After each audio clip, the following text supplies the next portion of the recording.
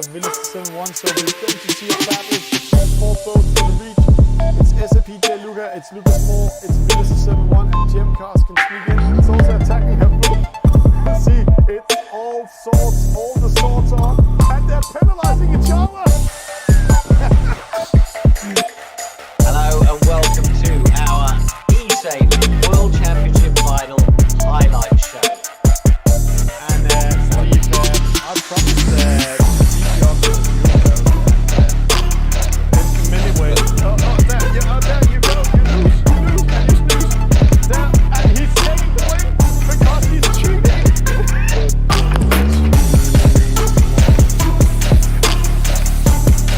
So starting in first Esailing TV being a great start this time. Let's go this way so we might get some. No, don't do that with the mark again. Oh, Jesus Christ. Why doing a crazy format as we're doing today? Well, I think have to run to the right hand side, see the green starts up there. Then 2 penalties, no, only 1 penalty.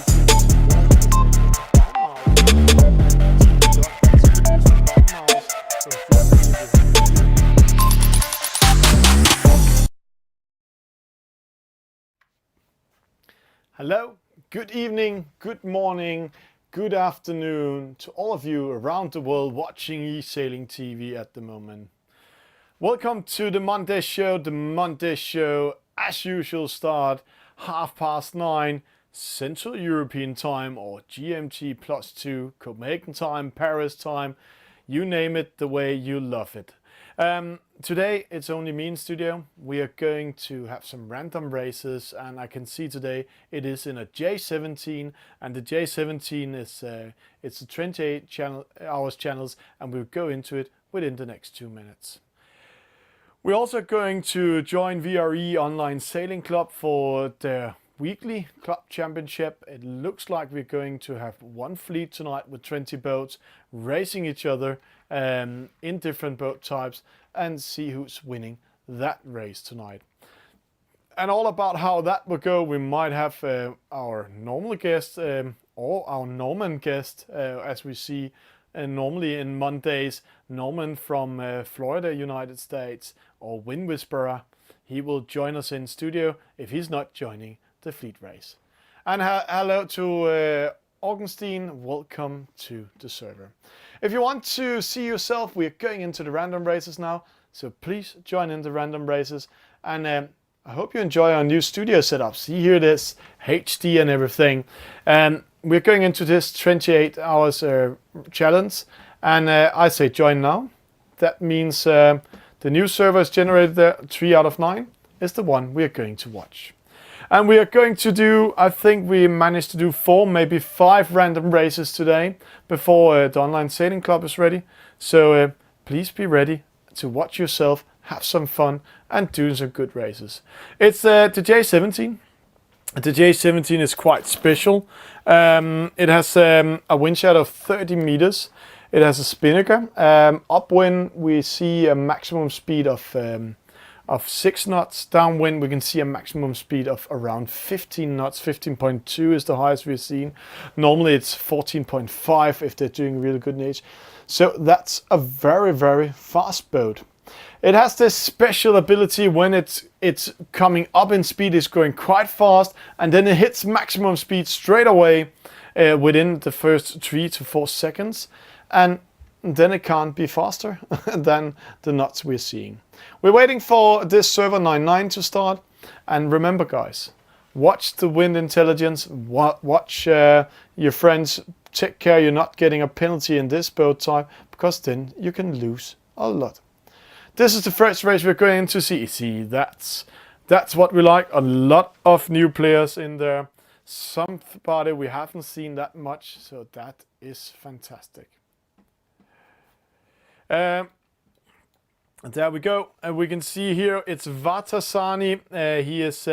He's here in this boat. Then we have RJK Kira, and we have Nick from Switzerland. We have a boat from Italy. We have Flo Coluco. We have Team Brit. We have Sweden. We have Proof Windy. And there's 20 seconds for start. Let's see how they will go. Look at the wind intelligence up there. It estimates that within the next 10 seconds the wind will come more straight into them.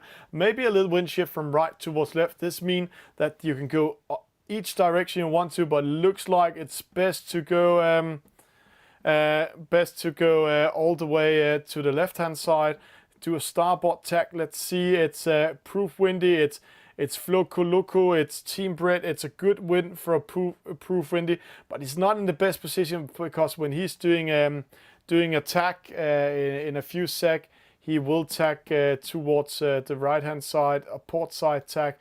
Oh, what happened there? Oh, Team Brett tacked away. That's why then he might be under attack, but Team Brett tacked away, so that's not an issue.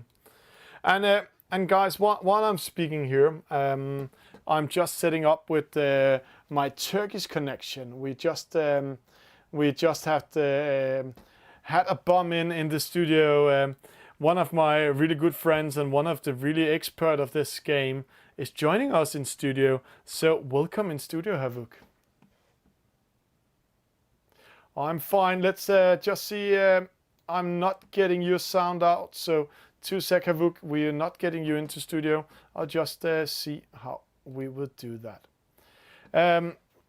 First of all, we just follow this race, then we'll invite Havuk in a few sec. So we just see what's happening here. Let's see here. It's still Team Brit in the lead, but he has to take care of the boats coming here from the port side tack, and then he will come in a few sec. Let's see. I will have Havuk in my studio in 2 sec. There we go. So there we'll have him. And there we can see here it's nice, or Nick is Nick from Switzerland. He's coming on the inside. He might be under pressure. See that roundings around the top mark. We can see RJK coming in. We can see there he's got the penalty as I told. Team Brit has had the starboard tack. RJK coming in on the inside. A boat from Switzerland coming on also. Vatasani coming in, proof windy. Vatasani a little bit under pressure. And see what happens there. Nick came out of the penalty, but then he got a second penalty by Vatasani. So unlucky by him. A race downwind towards the gate mark. And then we can see how they're fighting, see how close they're going in. He's tacking into Team Brit. Team Brit and JRK are fighting for it, and see there, will we have a penalty? No, we won't have a penalty. Yeah, we have a penalty, but not to the boat we were thinking of. It's RJK sailing into the mark. He was so focused on doing a penalty, he didn't see what to do and sailed into the mark. Then we have Vatasani coming in. So Havuk, now we can hear you also in studio and out in the world. Welcome in studio. Hi, Thomas. Can you hear me now? Yeah, we can hear you. Welcome. Are you sitting home in Istanbul? Yeah, I'm in Istanbul right now. Yeah, fantastic. Havuk, we are middle of race, so I will, as you can see, so we'll just finish that up. It's Team Brit in the lead. It's Floco Loco in second, and we just saw Proof Windy and RJK, he was fighting for the first place. He was so focused on doing a penalty on Team Brit that he sailed straight into the mark instead of sailing into Team Brit. And then he got a penalty and lost everything and went around spinning, and now he is in position 5. But Proof Windy getting a penalty by Nick from Switzerland. So 2 switch sailors in second and third. And then we have Team Brit in the lead. And after this race, we will invite Havuk back in the race, and so he can help us commentate what's happening. It's such a good person to have in studio because he knows a lot about e-sailing. So nice, Nick from Switzerland. We have Floco Loco and Team Brit, and it looks like none of them can do something with each other. So that's the winner, second and third. Here we have RJK Kira, he will get 4th. The Swedish boat will get fifth. There's no excitement downwind. Let's see. Maybe there's some here. Nick has caught up with Flo Coloco, but I think it's too late. There's only 1 knots in difference in speed. So 18 meters. Can he capture 18 meters? The finish line is coming closer and closer. 13 meters, 12 meters, 11, 10. Maybe he can manage to do it. 8, 6, 7, 5. He just managed to do it. We will have some excitement on the finish line. There he do it. Nick from Switzerland gets second. Flo Coloco, he gets third. Then RJK fourth. Sweet getting fifth. And we have a boat behind us still racing. So we will just get ready for everything, and while we're seeing this race and getting ready for the next one, let's just invite in Havuk in studio. Welcome back, Havuk. Hi Thomas, how are you? I'm fine, and don't worry if you see something else than the spectators are not seeing today, because I'm just setting up your part of the studio in the opposite window. Havuk, you're here today, sitting in Istanbul, having some fun, and just you're not racing today. You said to me, why? Yeah, I don't know. You don't know. No, you just want to join in the studio here and have fun with us instead of. Yeah, exactly. I mean, sometimes I'm giving a break sometimes because I'm playing too often. You're playing too often. Yeah, it's okay. I know that, Havuk, you have been playing a lot since 2017. How many years have you been playing? Well, actually, like I started 1 month ago in the previous year. Yeah. Just 1 month before the finals, actually. Yeah. So it's like 1.5 year, maybe. Okay, 1.5 years. That's also nice. That's also nice. Havuk, we're going into the next race before setting your studio up. So all of you watching us, if you want to see yourself, join in now. Then we will put you in the race. And still, it's the 28 hours channel. And what we're going to watch is this fantastic. We can see it here. The new server that's going to be created is the race we're going to join. So 1 out of 9 is the server we are going to take. So there it is, 2 out of 9. So all of you join in and have some fun. And just to say on him, so there he's joining me in studio. So it is when you're bumping in middle of this stream, Havuk, but it's going to be fun. Havuk, the J17, what do you like and what do you hate about that boat? Well, J70 is a slow and tactical boat. That's something I like about it. But the downside of it is that when I'm leading, it's easy for my opponents to catch me up. So in the fast boats, if I'm leading, I can just get away from the other boats pretty fast. So, but in J70, it's unlikely. J17 is unlikely. So let's go in and see it here. Here we have the J17, and let's talk a little bit about it. First, let me do a small presentation. We have Angel 56 from Italy. We have Killer Sealer G, or Killer G. He's from Holland. Then we have Green Pearl from Switzerland. Vivette from Sweden. We have Fila from Germany. Pop Up 22 from France, and a Turkish name. Çakır, yeah. Turkey, and then we have Marbrew, and we have Rex from France. 8 seconds to start, Havuk. Please help us through. What are they doing right now? So yeah, there's just good start from everybody, most of everybody, and Green Pearl had a penalty at the start, a shameful start, but you see the wind shifted to the left, so people are taken to the right side because it's better way to climb. And why it's a better way? This week and last week we have been having a huge focus on wind intelligence and how to control the wind. Why tack to the right hand side when the wind shocks are like this?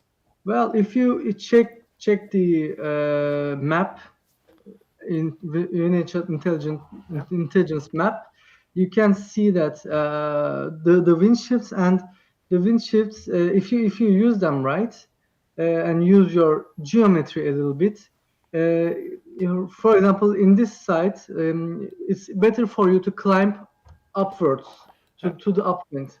So you have to use this geometry analytically. So this is what these sailors are doing right now. Okay, so right now Brex from France, he's placed here in the middle. He's in the lead. We have Killer Seed, he's played here. He's from Holland. Vivet, he's in third, but fighting for third against Marlborough. They are in the left-hand side. And here we have the Turkish boat crossing over on starboard side. That means he can attack the others. So, who's doing the best tactic job here? The left-hand side or the right-hand side, Havuk? I think for me, the boats that went to the right-hand side is in a better position because obviously they use the wind shift quite well at the right time. So as you can see, the first Dutch boat is leading because he used the wind very well. And we can see the other boats mostly coming from the right-hand side. So the right side pretty won the race. Yeah. So right now we have the Dutch player Killer Sealer in the lead, but see Brex is going to fight for it. We're going to have a penalty maybe here. The French boat, the Swedish boat, no, the Swedish boat capturing that up. Why did he get the penalty, Havuk? Why didn't the French guy get it? Yeah, he should have just given the way, but he just went into the other boat. So for sailing into the other boat, he got a penalty, 11 seconds slowdown downwind. See, that cost him 1 position and also 20 meters up to Brex. So now they're going to fight, coming to the bottom mark. Left or right, the windsocks are going from left towards left, so going to the left-hand side is the best choice. Yes, left-hand side is the better choice in the downwind mark. Yeah. So most of the boats did fine, I think. Except the Turk. So Havuk, you're teaching the Turks how to race e-sailing virtual regatta inshore. What happened here? Is he not listening to you or no? That guy isn't a member of the e-sailing club, Turkey. Maybe we can invite him later on. Yeah, we can invite him in later on. And just to say to all of you watching this Monday show, what's happening around the world at the moment is e-sailing clubs are popping up. Havuk, he's in the lead of the Turkish e-sailing club. Then we have an American e-sailing. Oh, a penalty just up there for the Dutch skipper for sailing into the mark. It will not cost him that much. But then we have an American e-sailing club organized by Wind Whisperer. And then we have VRE Online Sailing Club. And we also went to Italy last week. And another penalty for Angel there. It's not going that well for these skippers around the marks, huh, Havuk? Yeah. So right now we can see the Dutch boat leading pretty well. I mean, it's quite impossible for the other guys to catch him. But the race for second and third, they are in the same level, same distance. So who will take it? So Brex is in a better position, but of course they are using the wind shadow, and Brex is getting away from the wind shadow, but he has to be careful about the lane line too, because if he is caught up in the lane line, then he won't have any place to get away from. So he has to find somewhere in the middle. And here we see the standard situation. See the Swedish boat. He might come in front of both of them because they are fighting. Let's see. No, Brex just managed to keep his second. But see the Swedish boat. He will take third instead of fourth. And Marlborough getting fourth because he fought Brex and Karkik. And there was an advantage on the mark side of the finish line, right hand side for us down as a downwind. So that boat get an advantage. So Killer CTJ with a win from Holland, a French boat in second, of Swedish in third. Impressive to see. And all of you watching out there, if you want to join in and see yourself races, join now, because you're watching on Facebook. There's 10 seconds delay, and also to those of you on YouTube, Twitch, Twitter, join now, and Twitch, go in now. So we will just go in and watch another server, Havuk. Let's see how they will do. Oh, this is custom race. Let's see which one we will take. We will take the server. There's just called 4 out of 9. So we're going to take this 4 out of 9 server. Now it's 9 out of 9 server. So it's filling up pretty fast. So Havuk, how is it in Turkey? I know you're 2 hours behind me at the moment, so it's almost midnight. Yeah, exactly. Yeah. How is the weather down there? Here in Denmark, it's cold, it's raining, it's windy, really crappy weather. How it is in Turkey at the moment? It's like 10 degrees Celsius right now. It's sometimes partly cloudy, but it's not raining yet. It's good, I think. It's not raining yet, so but let's hope it keeps in. We are getting ready for the next server, and as all of you can't see that, it's this 9 out of 9 just over my head. So just up there, it's 8 out of 9 coming in. So that is the one we're going to see. Havuk, it's a J17. It's a fast downwind racer, but it doesn't have that fast a top speed. So what to do with this fantastic boat when you're racing downwind? When you're racing downwind, I think the key point is to have a good position, and you have to catch the wind, the best wind as possible. Yeah. But and, now you're just saying catch the wind, the best possible wind. But Havuk, yeah. how to do that? I know a lot of you guys are really good in doing e-sailing, but I have to say, capturing the wind best possible way in this game is not always the best. So try to help us through this start.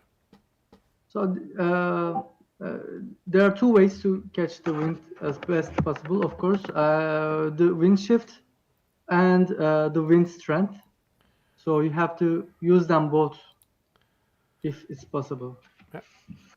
If it's possible. And right now the wind is going from right towards left. So going to starboard tack is the best possible wind, or how does that work? I mean, right now the wind is shifting to the right when we check the radar. Yeah. So it might be a good solution to have like couple of tacks, one after another, yeah, and have a position at the right hand side of your opponents. Okay. So that will be the best position to be on right side on the opponent. We will just go down in 3D mode. We will just follow the rest of them over here and see what happens. There we go. And now we have Havuk with us in studio. Welcome in the game, Havuk. So, oh, what a battle we have there. See that? Well, they're all clustering up, but no penalties. What a race they're doing there.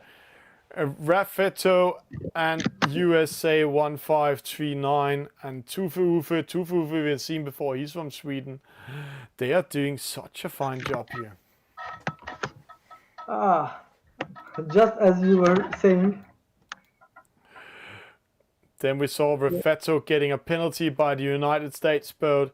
That's what's happening in here. So Heltzman coming in, handing out 2 penalties also. One to Raffetto again, and one to boat 2-0. The boat coming in the race. So there's a wind shift, Havuk. All the boats are placed in the left-hand side, but the wind is best in the right-hand side. Huge wind shift under this race. So what to do in that case?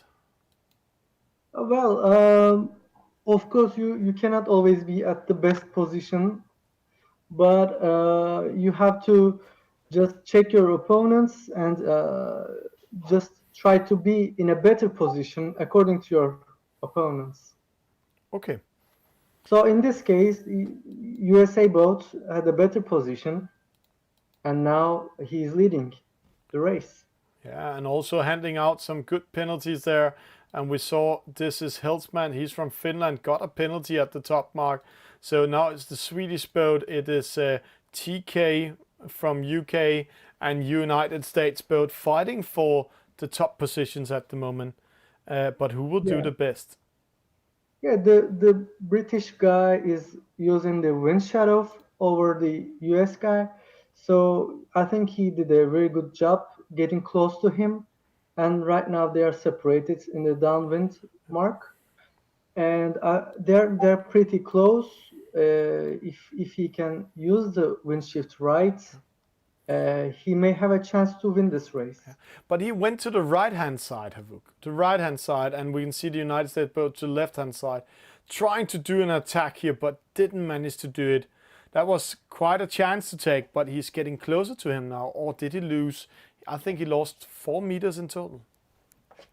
Well, sometimes when you're attacking, you have to do something different from your opponent to be able to catch him. But I think okay, what he did was right to try something different. But sometimes there are some obvious mistakes that you have to avoid. In this case, I think he made some errors, like taking just to his wind shadow. Actually, he's leaving the race now. He's leaving the race now, yeah. But we just saw before him, we saw Scandinavian fight, we saw Helmsman attacking Tufufe and won that with a starboard tack. So Tufufe is third, Helmsman is second now. And now this Spanish boat, Renacito, is coming in. But it's going to be a win for the United States boat there. Good race by him. Yeah. That's an obvious win. Congratulations to United States boat. It's a great win for him, but let's see how the fight is downwind here. We can see Tufufe from Sweden trying to attack the Finnish boat, but he's also under attack by the Spanish boat. And here's the good thing and the bad thing about the J17. It has a wind shear 30 meters big. So a downwind race like this, all 4 boats is actually captured in wind shadow. But now we see a bit of battle here between these 2 skippers here and also in the lead. Yeah. So what will you do in this case, Havuk? Please help us through it here. Will you go on the inside or on the outside? Oh, there we have it. That's a nice one. So the Spanish boat unfortunately lost this battle, as we can see, because he made some very strict movements, some jibes, so he lost this battle. He really And tried just to attack him, huh? you have to just avoid the wind shadow if you are defensing, and try to find an open wind as much as possible. Yeah, super. And here's the result. We have the United States boat in the win, the Finnish boat in second, Tufufe in third, we Italian boat in fourth, Renancito in fifth, and Sivalco in sixth. And TK, he disconnected after getting a penalty upwind. And good race by the American boat, but also a good race by the Spanish boat, but he did too many jibes and he did this mistake in the end that was losing the third position. So he actually the fourth and the third, so he's getting in fifth. Good races we're seeing here, Havuk, and right now I'm just going over to you. Yeah, thank you. So there we go. Havuk, welcome in the server, welcome in this race. Such a pleasure to have you here in studio. Thank you. Havuk, how long have you been doing e-sailing? So I've been e-sailing since like 1.5 years now. Yeah. And I just started to race in like I think July 2018. Yeah. And since then I've developed myself quite much, but I really like the game. I like the tension. I like the tension in these races, in the start and afterwards, when you're fighting against each other. and just protecting yourself against the fleet. Yeah. This is nice. I mean, this is also nice to develop your strategic mind in the actual racing too. Cool, cool. And Havuk, then the $1,000,000 question I always get when I'm out speaking about e-sailing. Does e-sailing make you a better sailor, or is a game where you're just having fun and doing relaxation as a sailor? Well, obviously, it can help you develop your strategic mindset. But of course, to be a great actual sailor, not only tactically, but also you have to be physically strong, and you have to really analyze and see everything around you, what's going on in the actual sailing life. And this is something different, of course. You can develop this by having some experience. So, of course, e-sailing has some advantages, but I cannot say that if you're a good e-sailor, you're also a good sailor too. Yeah. You have to be on the field. You have to have some experience, and you have to have good strength, good reliability across the years. So I think this is something like that. Yeah, but it's funny because when I started doing e-sailing TV and streaming e-sailing 2 years ago at the first World Championship, there was a 50-50 sharing between e-sailors and sailors and non-sailors. Now it's 70% sailors, 30% non-sailors, and we see the top of the top, the cream of the cream, the little crème of the crème. They are all sailors in a high level. Yeah. So I didn't know that actually, but yeah, I mean it's a sailing is a complicated sport, and strategy is really different from the other sports. So of course, if you're an actual sailor, you have an advantage in this game. Yeah. But it doesn't mean that non-sailors can't race this. I think we do have some great examples, such as Confluencia, right? He's actually a A non-sailor, non-sailor. yeah. Also called that sometimes. So yeah, and he's doing a great performance. Havuk, time's up. We have to choose which race we're going to see tonight. I can see that more than 30 players are in the game. In the VRE Sailing Club, we're coming that. It starts in 1 minute. They are divided in. Let me take the rules from. I'll have my extra pad here just to go in and see the rules. The rules are quite simple tonight. We are just going into it here. Registrations. The rules are quite simple tonight. We have a 2-fleet race tonight, and then we are going in to have 2 fleets racing for positioning, and then we're going into a gold fleet afterwards that. And after the gold fleet, we will go into a medal race. So we will have 2 fleets racing, divided into a gold and a silver fleet. And Yes. it's coming up now. So yellow or blue, I think we'll go to the Confluencia when we speak about him. So let's go into the first Right. race. Here we go. This is the first race in the VRE Sailing Club, and for all new sailors joining in and all of you watching, this is where we are on e-sailing TV. We want to watch some action, we want to watch each other, and this is Confluencia from Switzerland. Here, the guy we spoke about, he's a non-sailor. Then we have Kirkwell from France. We have Ding Dong, he's from France, or Doing Digu, we just call him Ding Dong, then we know we're not pronouncing his name wrong. Stripes, the Switch champion from Switzerland. Panadera from Holland. Luka Kolovic, he is also called SNPJ. Luka, your favorite opponent, Havuk. Gem Cars from Great Britain. Espan 1418.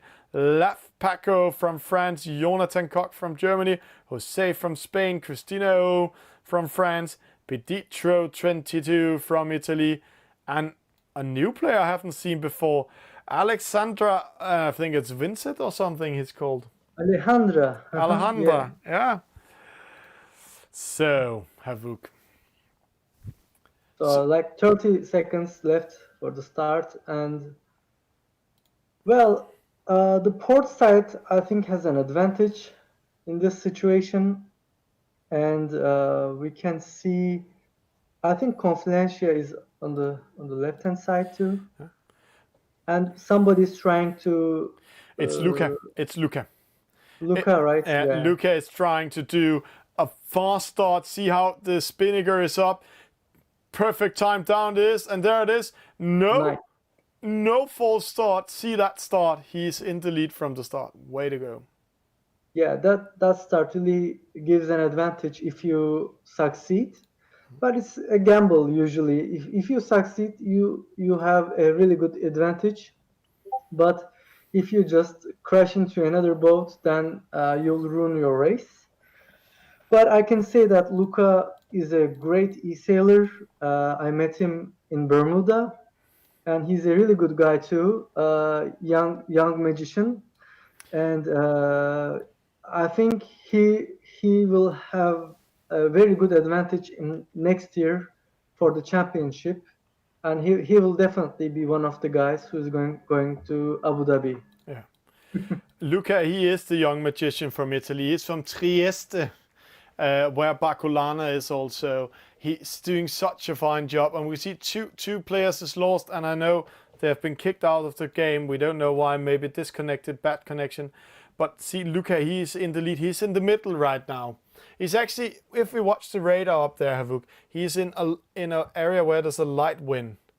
But still, he is in the lead. But he's 0.1, 0.3 slower than most of the other boats. Yeah, in J70, if you're sailing in a low wind, it doesn't make that much of a difference sometimes. Like it's like 0.2 or something like that. So usually I prefer the wind shift. I go for the wind shift mostly. But of course, you have to keep an eye on the gusts on the radar, so that you'll be in a better position.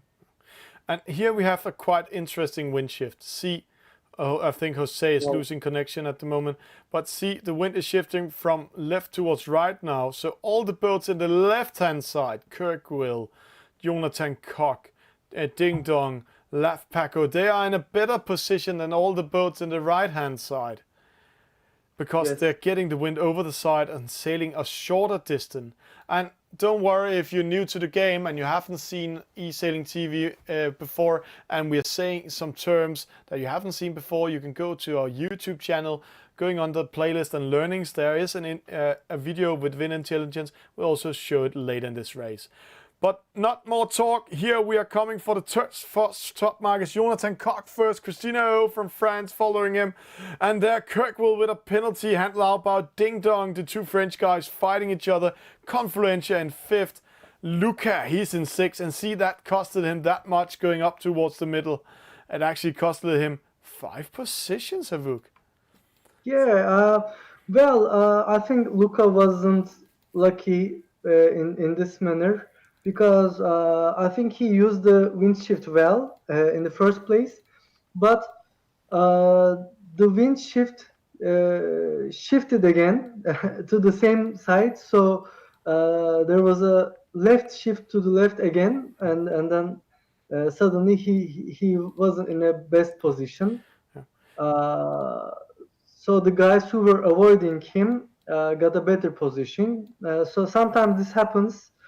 And you may be unlucky about this. But I need to stop you in the talk. See that huge fighting here. 5-6 boat paddling it out downwind. Normally see 2 boats, and there's the first penalty, and out that's Confluencia getting one by Ding Dong, and Ding Dong attacking Luca. Luca getting away from Ding Dong, but Ding Dong still do it. So, and there Kirkwell doing an attack on Ding Dong. That's insane, this one. Peditro and Luca sneaking into the league because of that battle. Wow. Exactly. Well, this is a fleet race, and sometimes you have to avoid tactics like match racing, and this is because if you just tack on somebody and just keep on taking like 10, 15 tags one after another, you will lose a lot of way and a lot of distance, so that the other opponents, since that is a fleet race, will have a better position, even for you. So I think you have to avoid um, tactics like match racing tactics even in the first legs, but if you're like in the second leg like this, and the first first three places obvious, then of course you have to defend your position, and you have to just tack on other, just like Jonathan did to Yeah. Christina, I'm sorry. Christina O there. We have Jonathan Koch, he's in the lead, winning 10 meters on Christina O. That's amazing. They were following each other upwind. Then Luca is back in the race. He's in fourth. Peditro 22 in third. Jose, Confluencia, and Ding Dong. See, he dropped from third to seventh because of that. And he got an extra penalty at the bottom mark. Rounding it, another boat gave him a second penalty. So it's all about getting points when you're doing these races, these regattas. You're getting 1 point for a win, 2 points for a second, 3 points for a third, and so on. So it's also all about being consistent and getting as least points as possible to get further on to the gold fleet. Jonathan Koch first, Peditro 22. Will he get second? It looks like he's getting second. Yeah. There he's getting in. Christina third. Luca is coming in fourth. And then rest of the fleet is fighting for the last position. We'll watch that. We'll go back to the leading boats later. But see here, they're clustering up now. This is exciting for the last positions. Gemcast, Laf Paco, Ding Dong, Jose, Kirkwill, all of them coming in. Laf Paco is... No, Gemcast is the big loser here. That was a costly one. So let's get back into the battle for the first position. The winner will be Jonathan Koch. But see, the fight for second, third, and fourth is on. So yeah, Luca is using the wind shadow, but also, as you can see, there's a gust at where he's going. So he's preferring to go to the stronger wind and getting close to the other guys, while the other guys are racing with each other. But this is a very close call, and right now, Luca. Whoa! Wow! Wow, Luca just managed to sneak in between both of them. So now he's in second. Yes, Way he to will win go.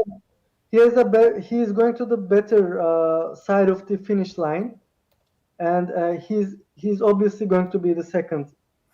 But it's close call with Peditro 22. Who will take it? Oh, It's going to be Peditro. Luca third, wow. Christina fourth. Way to go. What a race. And down to the last positions here. See, that's also a huge fight. We'll speak more about the Luca position there, but see that magician, how he came in through the two others. What a fight. What a fight. Yeah. A span. Gemcast. Gemcast might lose this one again. Kirkwill, Jose, Laf Paco, Ding Dong, and we have Panadero there. They're just coming in on one line. Gemcast losing it, getting 11. Panadero getting 12. So yeah, Pedrito passed Luca at the last minute because, yeah, I think where Pedrito was, he had a better wind, stronger wind, so he managed to get past Luca in the last position. Let's take the results. Jonathan Koch from Germany, number 1. Peditro 22, second. Luca, third. We have Christina, fourth. Confluencia, fifth. Laf Paco, 6. Jose, 7. Ding Dong or Dungdingo, 8. Kirkwill, 9. Espan, 1418, 10. Gemcast, 11. Panadero, 12. Stripes, 13. And Alejandra Vincent's Espan, 1889. I think we'll just call him Alejandro. Alejandro. So, so that's it. And let's see here. Jonathan Koch, Peditro 22. Luca is leading that list. But this is interesting. See, Peditro 22, the best start, going down to position 7 because of a penalty, fighting his way up to 3rd at the gate mark because of that huge battle that was down there. We saw how Ding Dong and Kirkwill were fighting each other, actually like torpedoes throwing after each other. And then we saw Cristino losing on the downwind race and the top marks to Luca and Pedito 22. Nice comeback by Pedrito. I mean, after the first mark, he managed to climb back up well. So very well good done race to by him. him. Very good race. We will And- go. Yeah, come on. Eric. Yeah, Confluencia finished 5th, so I think it's a good position, not bad. No. You need to know they're doing a lot of races. I'm just trying to find. I'm just trying to find the notice board about this race tonight. I can't find it anywhere, so I'm trying to get into it. But we will get it. We'll get it later, because I don't know how many races they will do today.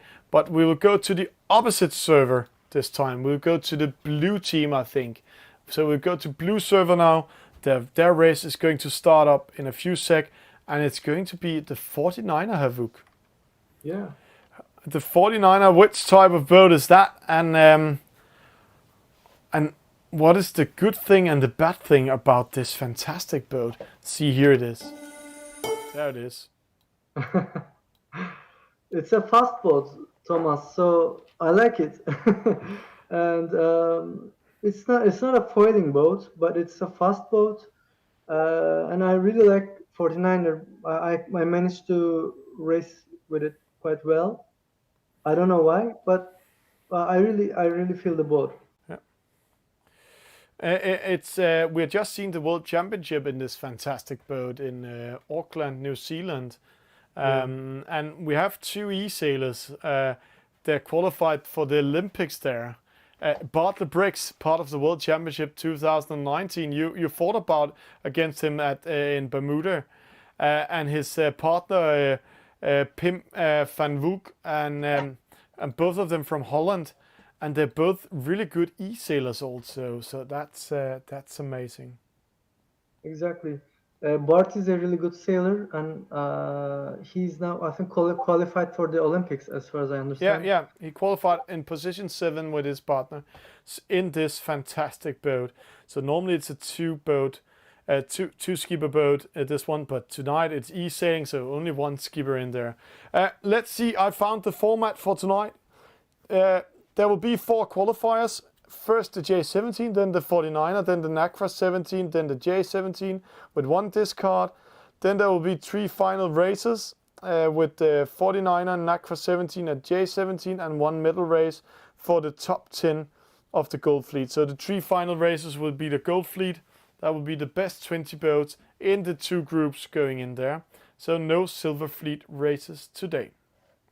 There will be Silver Fleet, but we will only see the Gold Fleet. So let's have this server to start. We have some interesting players with us in this server. We have Empower, who's organizing this race. Then we have Asir. He's the vice champion, and actually right now he's winning everything he's getting close to. He's so good at the moment. Yeah, he's the favorite right now in this game, Yeah. and it really is. He's like not losing anything, No. and really a good sailor. And yeah, I think he will also, like Luca. I think he'll be in the finals in the next year too. Yeah. So Luca Asir will be in the finals next year. You're pretty sure of that already. That's amazing. Then let's try to speak a little bit about the sailors. This is Empower, and see that mark. That means it's a brand mark. He's actually a non-sailor also, Havuk, this guy. This Really? guy, he's racing cars instead of racing boats, but he's racing in e-sailing. He's a driving instructor in car races, so he's really good at doing that.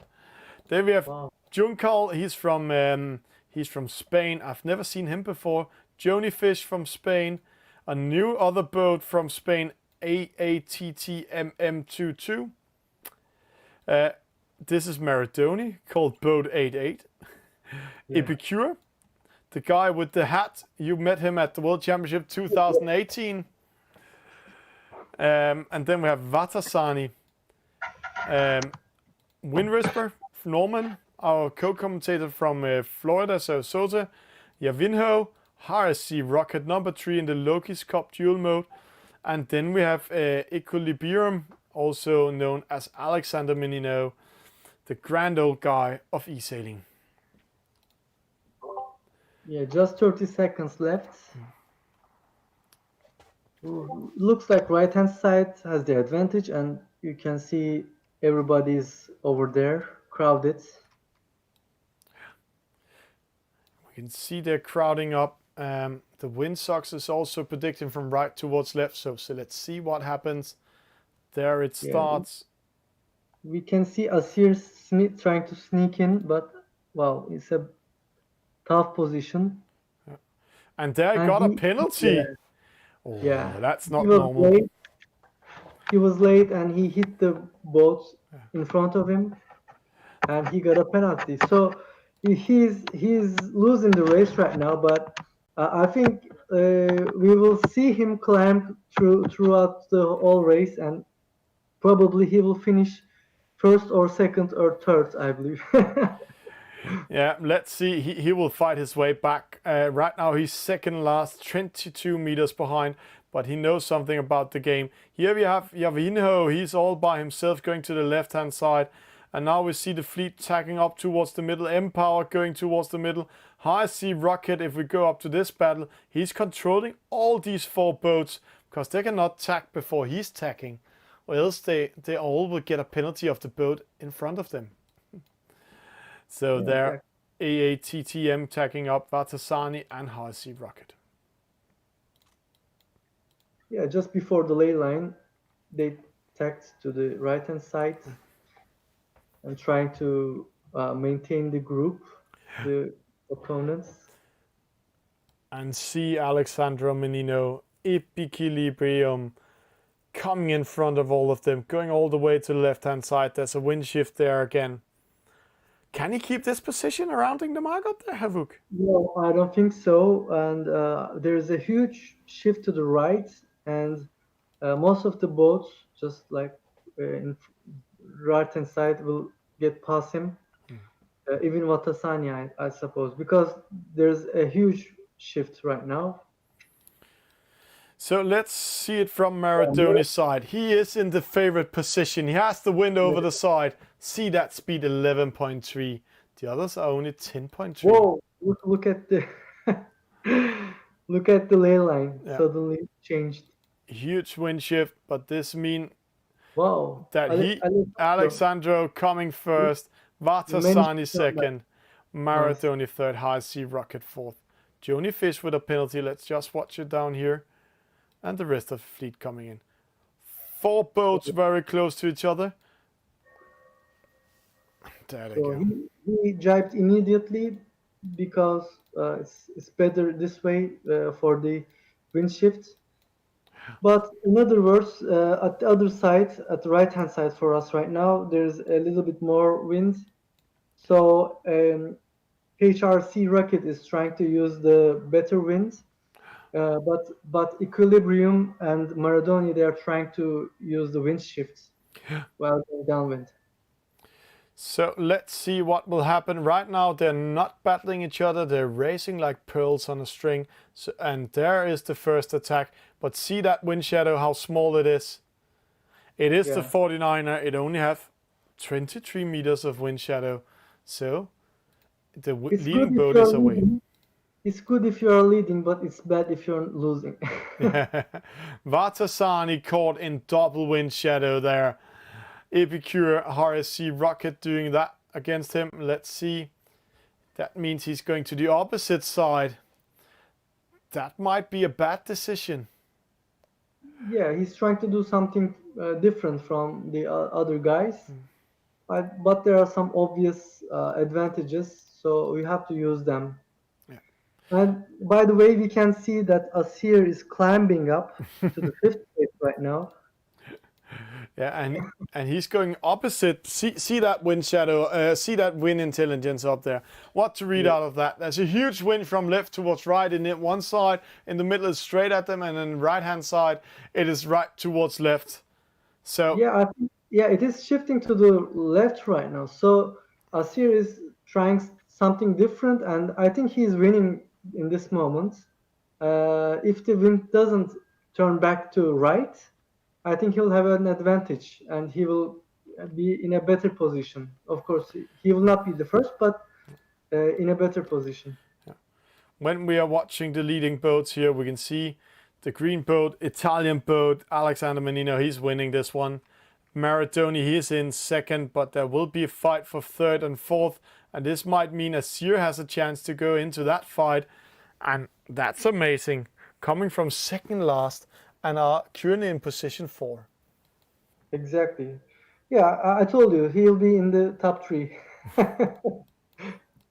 It's amazing in this level that he still can climb. We could understand if he's meeting a lot of new players, but he didn't do. So Alexander Menino in the lead. We have Maradoni in second. We have Asir in third.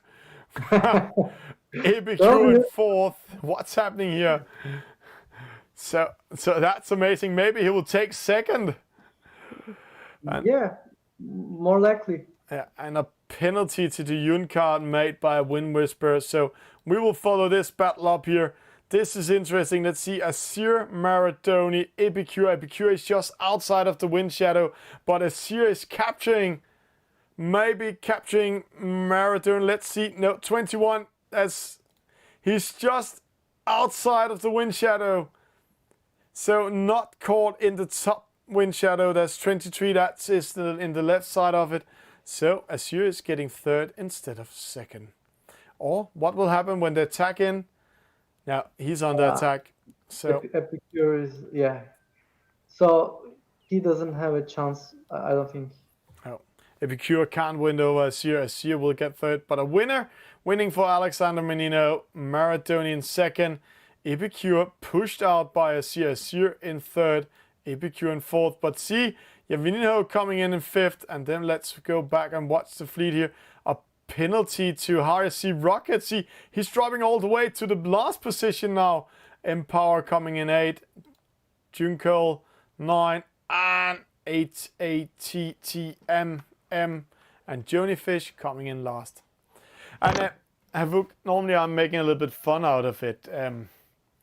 The Spanish boat somehow is always in the last positions. Is it because the Spanish can't sail, or what's in it? No, I'm just making fun. Let's take it from top. It's Equilibrium or Alexander Menino in the lead with a win. Maradoni in second, Asir in the third. We will see the chart in 2 sec. ABQ in fourth, Yavinho in fifth, Vatasani 6, Wind Whisperer in 7, Empower in 8, Junker in 9, RSC Rocket 10, AATTMM22. It sounds like a robot. Let's try it again. AATTMM22 in position 11 and Jonyfish in 12. And this is interesting. See, Asir sailing the shortest distance. This is why he's coming back. Exactly. Yeah. He's so damn good at reading that wind radar up there. So he will sail the shortest distance. That's amazing. Fantastic job by him here. And see this one. Yavinho with the best start and poof, ending up last. No ways. He is fifth, but got a really hit. Asir, not the best start because of a penalty. First top mark getting 8, second top mark 7, gate mark 6, and then an upwind race to the first top mark for the second time, getting third. In the second upwind, he had to try something, and I think he read the wind intelligence well, and he was also lucky that the wind shifted to the left there, and of course, he's very talented. Plus, he was a little bit lucky at the same time that the wind shifted to the left-hand side. So he made a good comeback out of it. But it's amazing what wind intelligence and using the wind will do. I've been having some education with a lot of you players in the club. Also, Empower organizing one of the races. He's a race officer today. Then we spoke about getting the wind over the boat. This is the boat. Then we're speaking about getting the wind over the nose or over the side. And then when you're getting the wind over the nose, then you're actually sailing a longer distance towards the top mark than getting the wind over the side if you are in velocity made good. So it's all about how you read the radar and how you're capturing that wind. So guys, please do that quite well. After this show, or when there's a small break when we're coming into the Gulf Fleet, we'll show you a small learning video about the wind intelligence. And if you can't wait, then go to the YouTube channel. On the playlist, on the learnings, then you will see some videos there. So we're going into the next... Oh, the game is crashing right now. It's the fourth time. So Avuk, who will win today? Will Asir come back? Or will it be Luca? Or who will surprise Alexander Menino? Well, yeah, these guys, they're all proven good guys.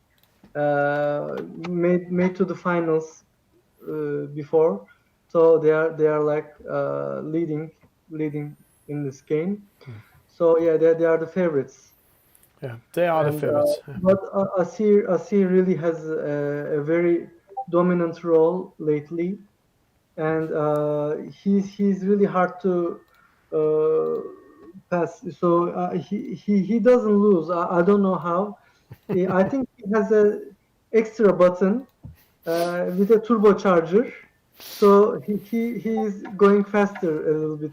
Or there's programmed in the game when the player named Asir is playing, give him plus 10% extra speed. That could also be one of the issues here. There have been two races in the yellow group, and we're getting ready for the second race in the blue group, because the yellow group is a little bit ahead and we don't want to wait.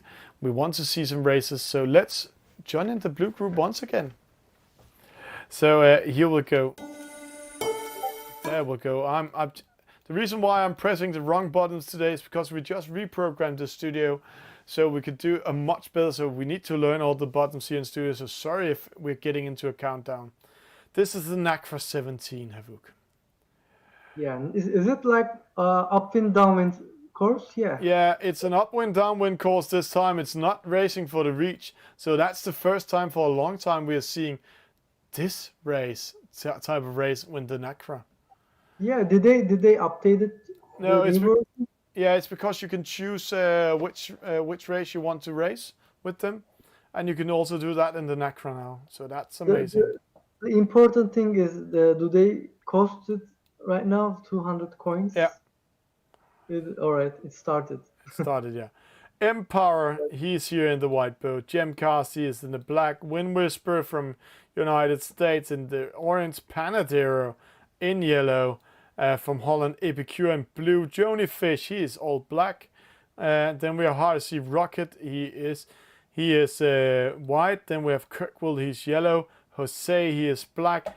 Yamvinho, he is with the B. Asir, always in pink. And Julian Khan there. And there's the start. See Asir coming with speed from the side. 3 seconds, 2, 1. And there. Yeah, fast start. But again, Wind Whisper with the best start, where he's in the middle. It's a good race by him. He's in a good position right now, and we can see that the wind shift is towards the right. So as they go upwind, the wind will shift to the right, most likely when they stay in the middle.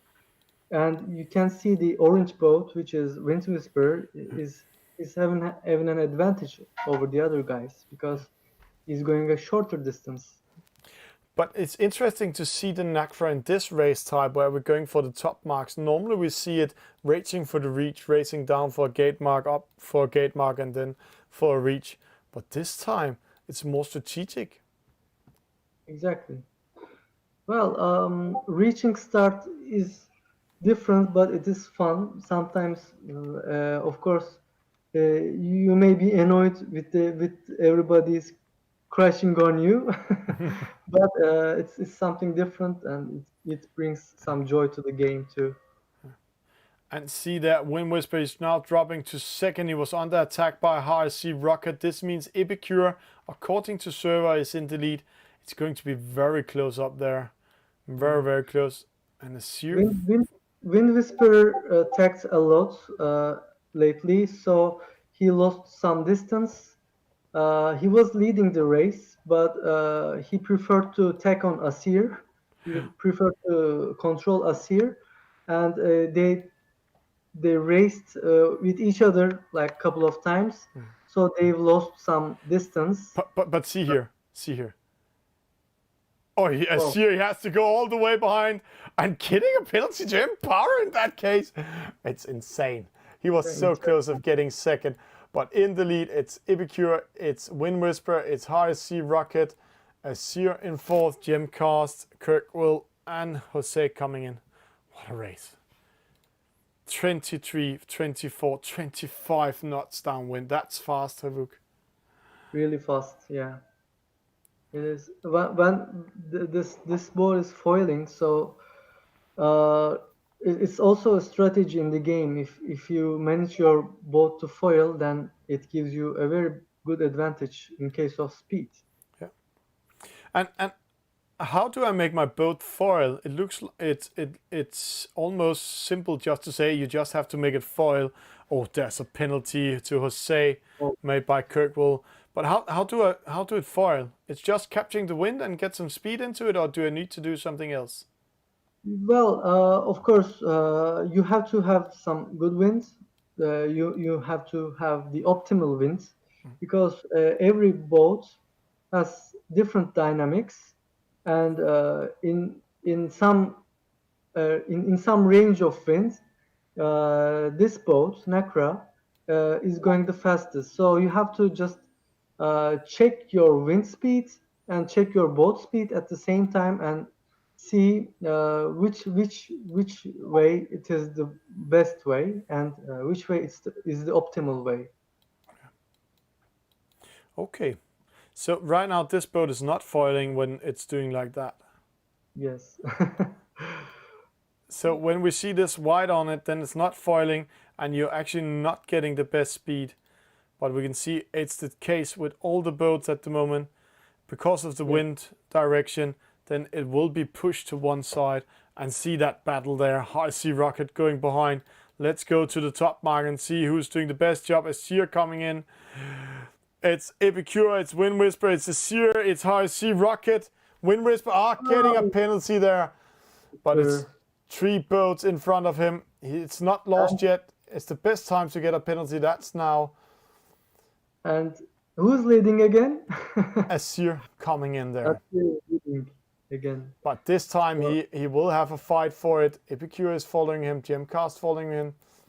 So let's see how it will unfold. Asir, Epicure, HRC Rocket, and in the opposite side, Gemcast. Well, Gemcaster is in the lead at the moment. See how fast he's getting than the others. He's capturing something over there. wow, yeah, exactly. Less maneuvers and good winds. He managed to climb maybe the first, but I don't think he's going to win. I think Asir is going to win. But HRC Rocket is also in a good position. See HRC coming in. No, Asir, HRC, Epicure, Gemcast, Wind Whisper. What a race downwind there. What a fight. So close that Gemcast could come in and do the difference. in the first place, just after turning the upwind mark, Epicure just got away from Asir. Unfortunately, he didn't attack on him, and Asir just controlled Epicure without getting blocked by his wind shadow.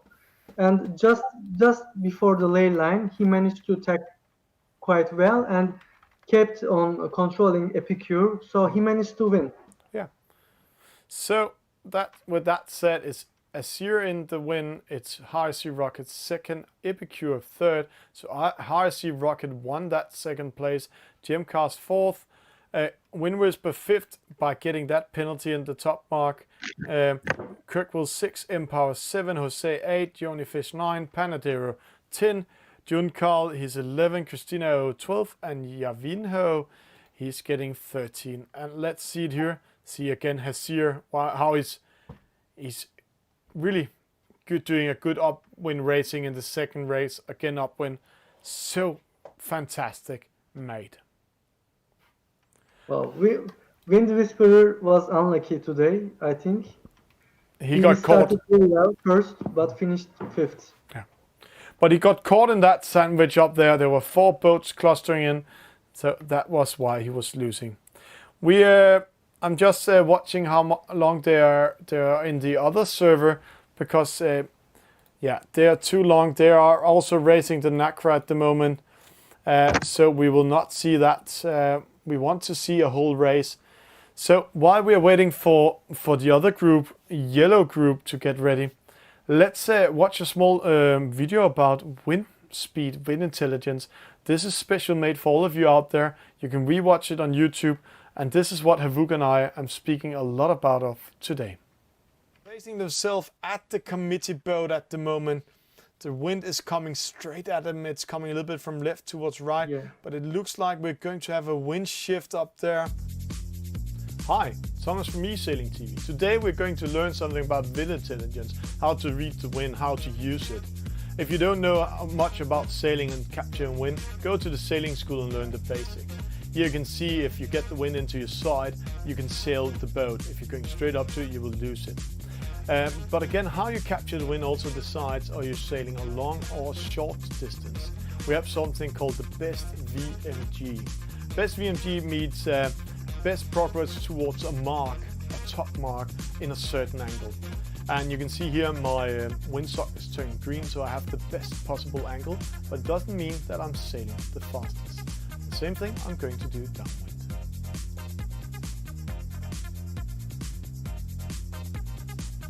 He's going to the left-hand side, the rest of the fleet going to the right-hand side. This is interesting because see those windsocks. The left windsock going from left towards right, the right windsock going right towards left, and the same thing the middle sock are doing.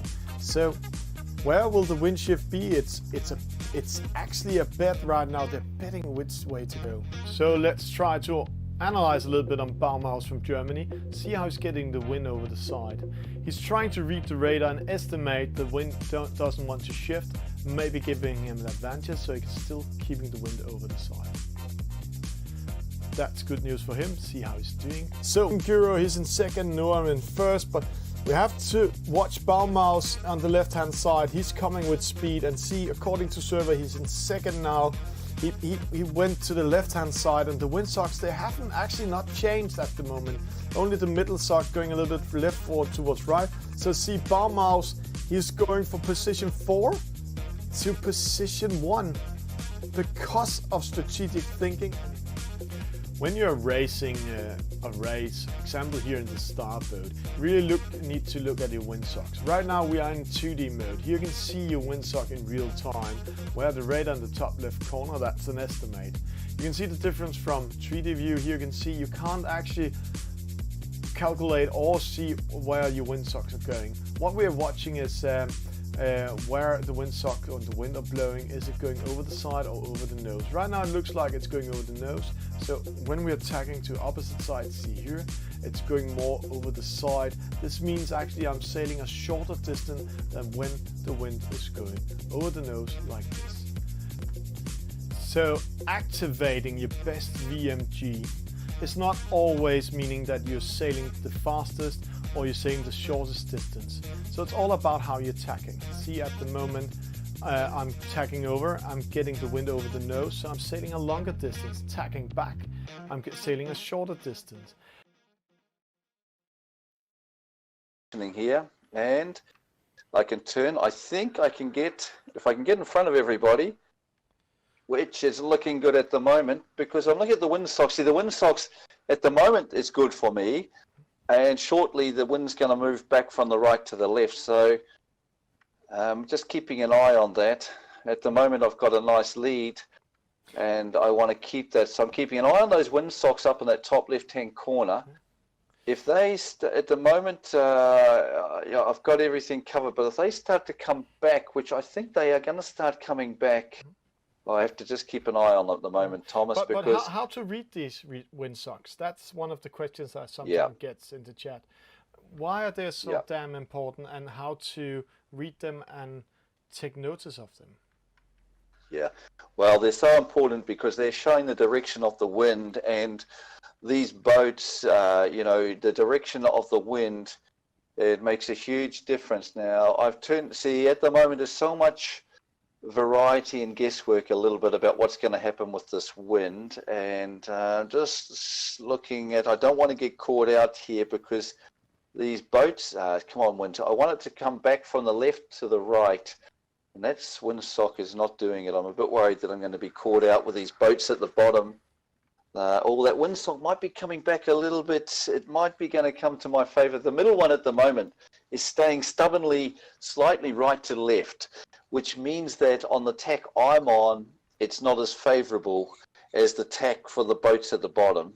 But I'm thinking at the moment that I've been lucky enough that I've been going to be able to tack, and I am going to be able to be tack at the bottom here and be in the front. Yeah, the other So ones what coming it's with all been 0.5 about, faster than you, so yeah, he's coming in fast, but I'm in front of him, and he's going to have my wind shadow now, and I've been able to turn. So this was all about, you know, your angle to the wind. If you can have the best angle to the wind, and sometimes the wind's blowing more from the left to the right or the right to the left, and you want to be able to be picking it so that you've got, as the wind shifts, you're moving with the wind shifts. When it's moving from the left to the right or the right to the left, you want to be turning so that you're making the best advantage of whatever wind you're with. Now,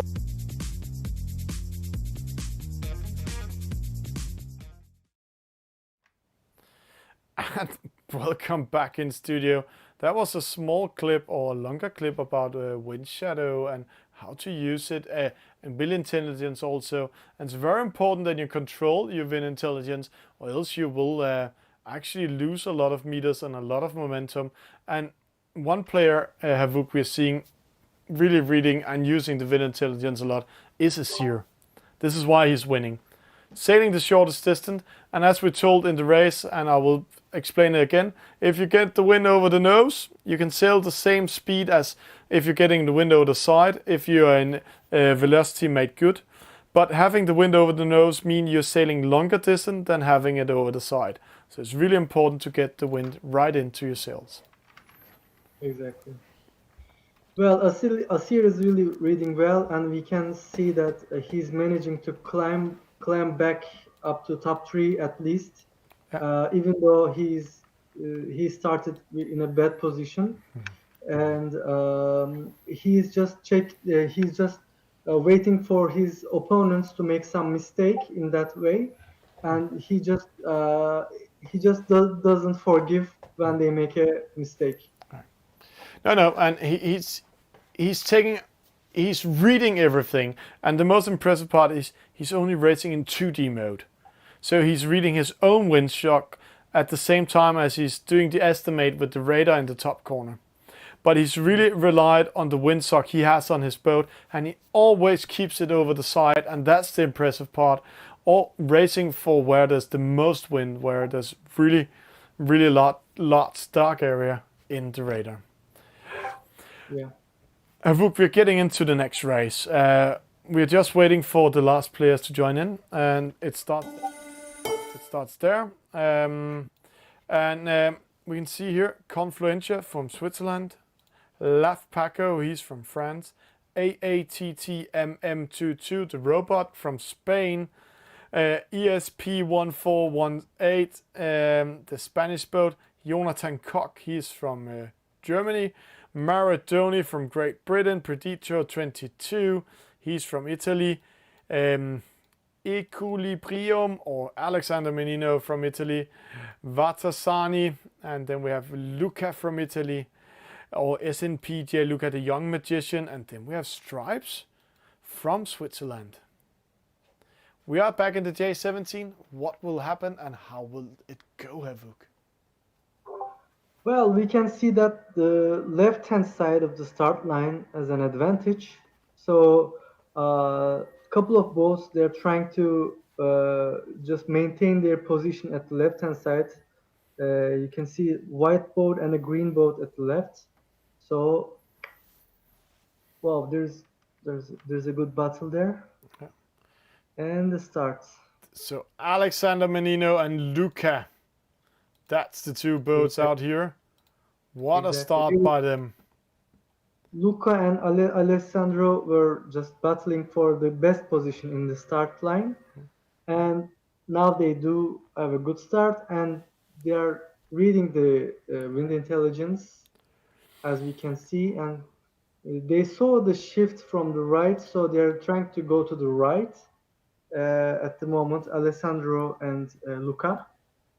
So they prefer to stay at the right hand side of the fleet, but they're far left, so they have to just climb back to right Yeah. at the moment. But the fleet is, as you can see, they're in a group right now. There's not much of a separation. No, they're really actually spread out at the moment, but they are mostly in the middle. And we can Yeah, I see, mean, they're going to the same yeah, direction. All. but we see Confluencia, the first boat to go to starboard tack. Vatasani has to follow him. Lav Paco has to go behind them, and then we can see it likes it like a chain reaction. All the boats has to follow that, or else they will get a penalty when they're coming upwind. But it's still Alexander Menino in the lead in this group. And this is the yellow group we are looking at the moment. It's the last race, and then we will be divided into a gold fleet with 20 skippers. That's going to be wild. So, Laf Paco, Vatasani, Jonathan Koch, Alexander Menino, Luca, he's in 6 at the moment. It's not his night tonight. Well, he'll climb back, I think. As I say for Asir, he'll be in top three, I suppose, if he's not getting some stupid penalties. And let's see, here we have it, Luca coming in starboard tack, attacking his friend Peditro 22. Peditro has to go behind him.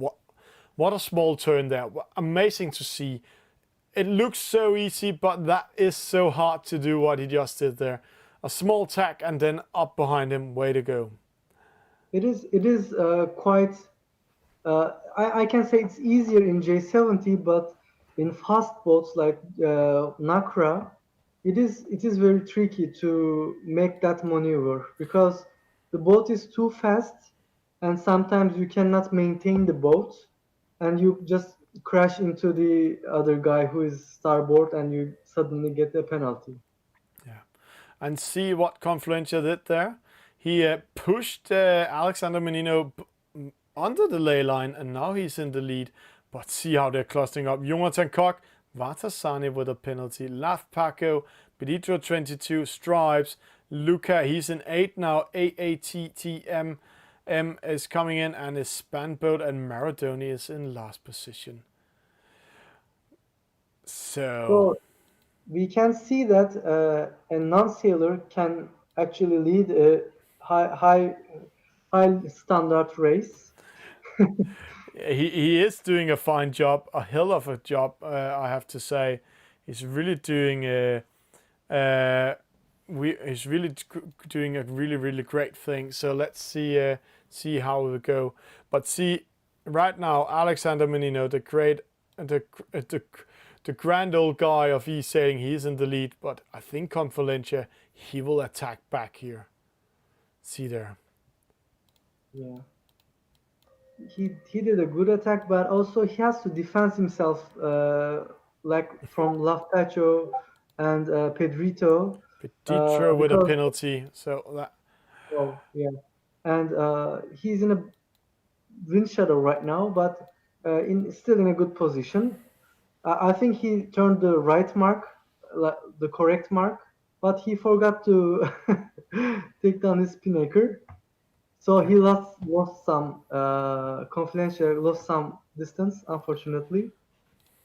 Yeah.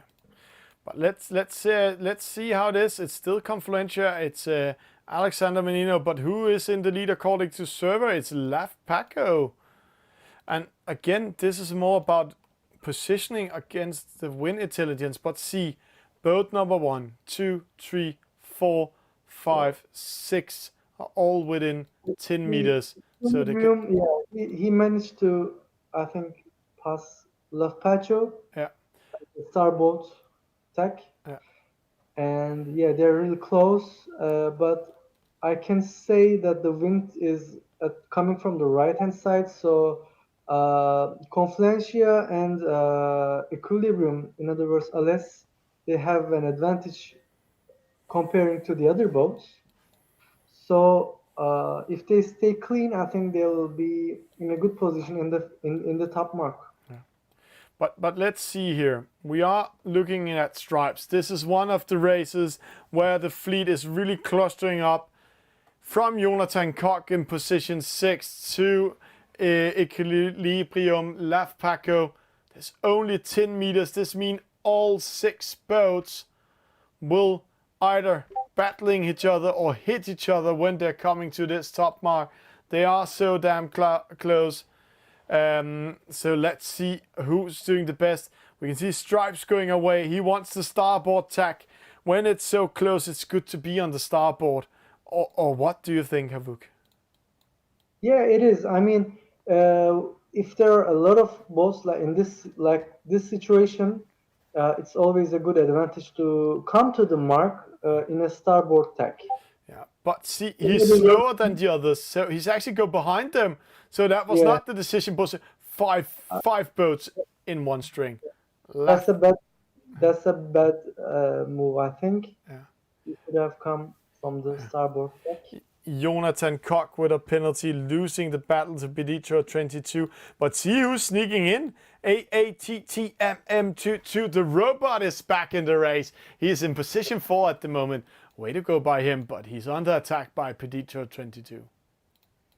So we can see that Luca is in the 8th position, unfortunately. He didn't make a comeback yet, but everything is possible still. But the game is not over yet. Yeah. But see the fight. Confluencia getting away from rest of the fleet. Nobody. He's fighting nobody.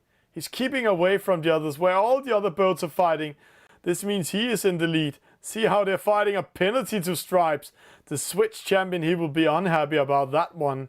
Love Pachos actually is covering Confluencia, and Confluencia is trying to get away, but it's really hard for him to get away in this manner because Pacho isn't giving up right now. See the opposite side. AATTMM22, the robot. He's racing for himself. So sneaking from position 5 at the top mark to number 3 and maybe getting a better position. See, this is insane. All the battles. And Confluencia getting a penalty. Laf Paco winning the battle up there. Exactly. And this means AATTMM22, the robot. He will be in second. He will be pleased about that. That's the best position ever for the robot. Last one. And Peditro getting a penalty on the battle. What a fight. All the boats coming in one big cluster. That's amazing. Let's see how it went.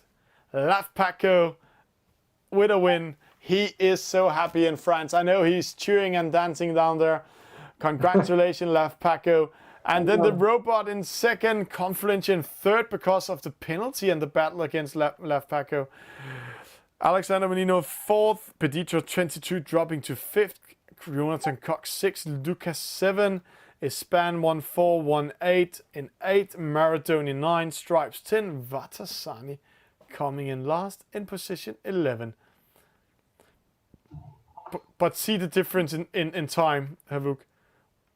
Yeah, like in 10 seconds, everybody just made a finish. That's amazing. Normally we don't see that. And number of penalties, Peditro getting 4 penalties, but still ending 5th. What a close race, what a close race. And see that curve. Laf Paco started last, ending up first. That's the first time ever we see that in Esailing TV. Wow. Let's have the drums. Way to go by him. And the robot Nice also comeback, fighting up. Pacho.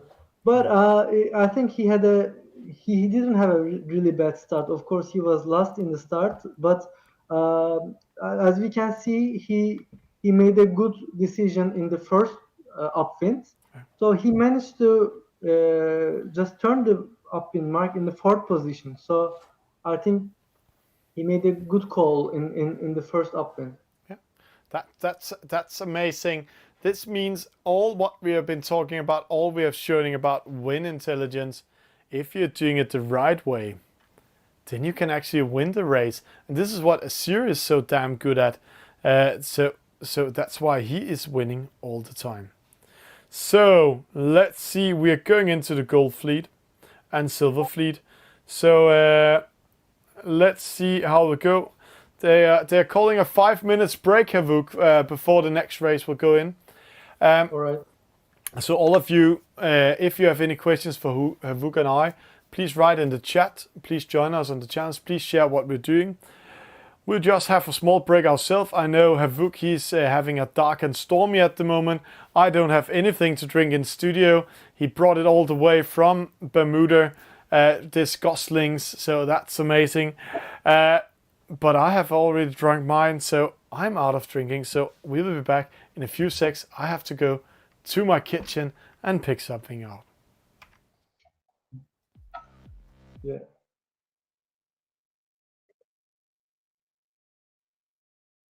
All right. Oh,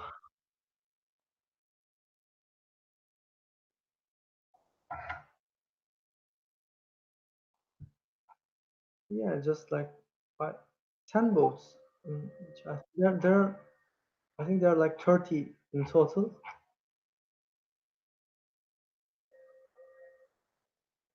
So yellow fleet. I'm checking the sale ranks page. So if they are doing something, I think they copied the results. Right. So we can see the blue fleet right now, Thomas. I can send you the link. Yeah, the results of the blue fleet.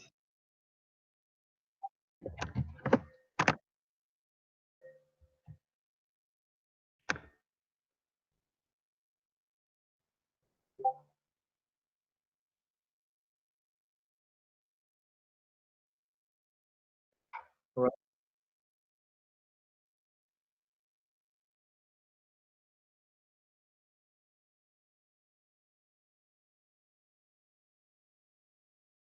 Again, there's an 8 seconds delay on the live shows. But you can see some tweets when we're out traveling. You can get direct notifications when we're doing activities. In here, we are doing a lot of pop-up news, but we are having a lot of fun.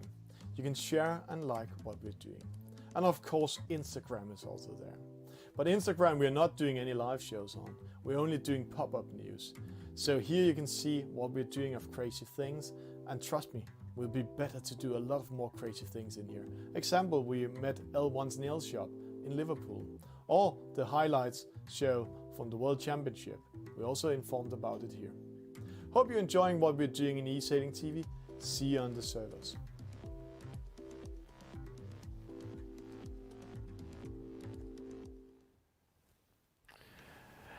And welcome back in studio. We are just sorry if you got the Havuk sound and not the sound of the ad when we're coming in there. We are just getting the results scoreboard in here.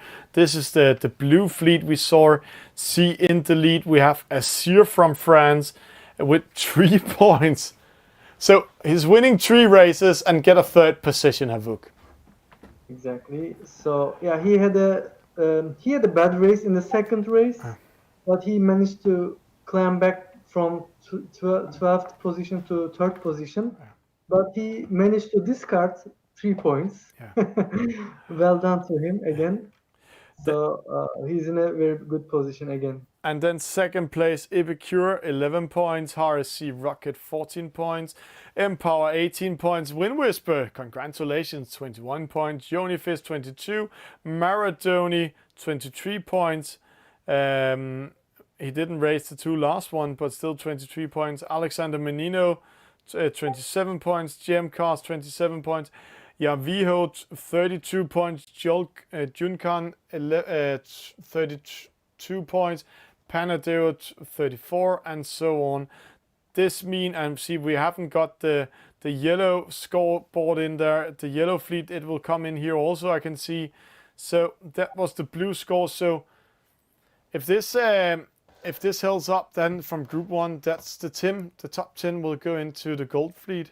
So let's see if we can get the yellow fleet in this race in a few sec. Have you found it, Havuk?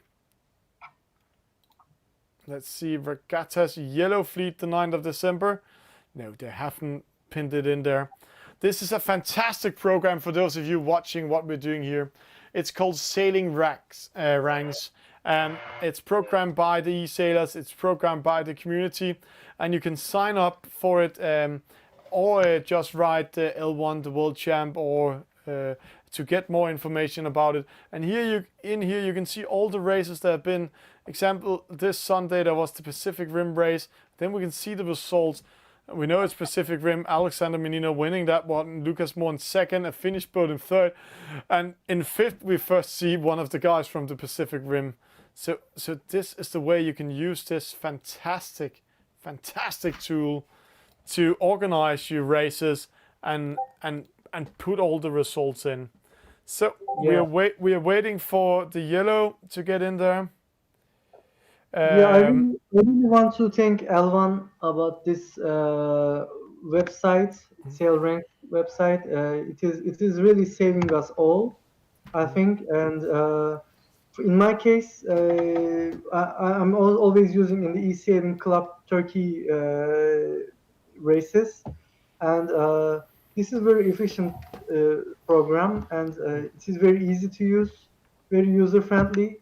And sometimes it's still under development right now. So when I find some bugs, etc., I'm just reporting these to L1, and we are trying to make it better. Yeah, but it's amazing what a community can do for a game like this.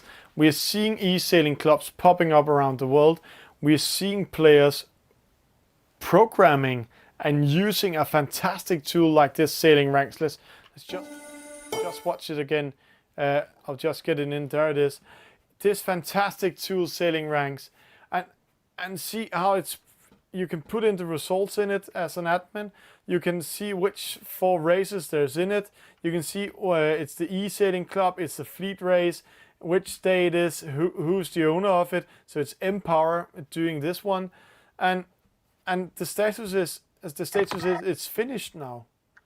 So then we get a result, and the fantastic part is all the boats, all the regattas is saved in here, so we can go back in time and watch it. All the players that's registered in here. So if you, is here. See all the Turks. Wow! Congratulations, Havuk. Congratulations. So there we go. Okay, I can see that we're not going to have a sailing rank result into the gold fleet, because there's been made a huge, I have to say, a huge Excel sheet. Here we have it. I have it on my tablet. So let's see. Asir, Alexander Menino. Asir is in the lead with 3 points. Alexander Menino in second with 6 points. Luca in third with 6 points. Jose in fourth with 6 points. Jonathan Koch, he is in fifth with 9 points. Confluencia in sixth with 9 points. Epicure in 7 with 11. Christina 12. Maradoni 13. Ding Dong 14. Peditro 22 14. Gemcast 15. Lafpaco 16. Empower is number 14, position 14. Then we have the robot in position 15. Vatasan is 16. Wind Whisper just managed to keep him in the gold fleet in position 17. Jonifish 18. Kirkwell 19. And Augustine, congratulations to him, getting into position 20. And I just say hello to the chat. Welcome to Alistair Jenkin. Good evening to you also. Let's get ready for the gold fleet, Havuk. Yeah. Now we see Asir with 3 points, Alexander Menino with 6 points, Luca with 6 points. Who of those three will win this tournament? Well, it's the points are really close, I think, and everything can happen. As far as I remember, there is no discard in this last 3 races. So if there are no discards, then this means you cannot make any mistake. No. You don't have any other chance. So you have to be consistent and just finish in the top positions always. I have the format here on the iPad. We're going into 3 races in the gold fleet. It's going to be a 49er, a NACRA 17, and a J17. There will be no discard. And then there will be 1 middle race for the top 10 in the gold fleet with a J17. So 4 races left tonight. So all of you, get ready for some fantastic action when they're starting up the next race. So best of 2 fleets are going to join together for the final fleet, gold fleet, and we will see 4 good races, I think. So we're just waiting for the admins to start it up. While we are there, all of you following us on the channel right now, thank you for watching. But I'm just watching up in the chat. Do you have any questions? Anything you want to ask this very beautiful gentleman on my side? He's sitting in Istanbul. It's middle of the night now at him. His wife is beating him. He's getting late to job tomorrow to be here in studio and commentate with me. And or do you have any questions to us in Esailing TV? Please write in the chat while we're waiting for the gold fleet to start. So we're just a lot of details in there. While we're waiting, let's go in and take 1 random race. All right. And commentate a random race. A new 9-9 server is starting there. There has to be something for all of you out there. So here we have a random race. See there, Exorcist, Kentitz, Horabi, Boat, Ishkan, Silak, a boat from Romania and a boat from Italy. This can only go good because a lot of players we don't know is there. So 14 seconds to start, Havuk. Will you guide us through it? Yeah, sure. So let's see. There's an advantage in the left-hand side of the start line, as we can see. And the black boat, I think it's the Spanish boat. I think he's just protecting the left-hand side of the start line, and he may have a good start if he managed to start from the left. Yeah, but see But the you wind see- socks up there. It's estimating going left towards right, so going to the left-hand side, that might be a bad decision or what? But you see that in the start line, there's an advantage, and if you can have a freedom to tack immediately after the start, then it will be very advantage. So you see the green boat, he tacked, and he's in the first position. Just he starts from the left side of the start line, and he tacked to the right hand side as soon as possible in the first position. So he's leading the race right now. So that's good news for him. So let's see what will happen if Ishkan he can continue to do what he's doing here. He's from France and he's going up towards the middle, and see there's a wind shift there now. It's going from left towards right, so he's actually getting the wind over the side. That's good news for him because then he's sailing the shortest distance at the moment. Yeah. So yeah, the French guy and the Spanish guy, they're I think in a good position. Silak. He's on the The right yellow- hand side. Yeah. Yeah, at the right hand side, and Well, actually, he used the wind shift quite well, but unfortunately, the wind didn't shift to the right lately. So I don't think he'll have an advantage over the other boats. But he is more likely to finish in the third place. I mean, turn the mark in the third place, and he just uh, went way across the ley line, unfortunately. Or there was a huge wind shift. We saw the ley line just moving, but again, he went too far away from the ley line, so he's not able to attack Ishkan or the Spanish sailor Honerabi. But we can see he's going in front of him, throwing dirty air on him. So right now it's a French skipper in the lead. We have a Spanish boat in second. The Exorcist, he's fighting for third against Silak. It's going to be close, but it looks like Silak is coming with more speed. Yeah, 1 knot faster. He's getting the wind more over the side, so good race by him. So in the lead, Ishkan, the Spanish boat in second, the French skipper in third, Exorcist in fourth, a boat in fifth, a boat in sixth. He's from Sweden. So let's see who will take this downwind race. It looks like Ishkan, he's already won that race. Isn't it right, Havuk? Yeah, exactly. If you don't make any stupid mistake, I think he will win this race easily. But all he needs to do is turn the marks without worrying about anything. Yeah. So the Spanish guy and the Silak French guy, they're just racing, and suddenly, as we can see, Exorcist, the British guy, he made an attack, and I think he turned the right mark, the correct mark, and he has an advantage, I think, over Silak, the French guy, who is going to the left-hand side of the course. Yeah. But of course, the British guy also needs to keep clear of the other boats in case of the wind shadow. And there we can Let's see Ishkan, he's still in the lead, but see Silak, he's under attack by Exorcist. He's going behind him, way to go, but it's a huge turn he's doing there. So actually losing momentum. The Spanish boat in second. So we will see a fight for third and fourth downwind. So let's see who will win this one.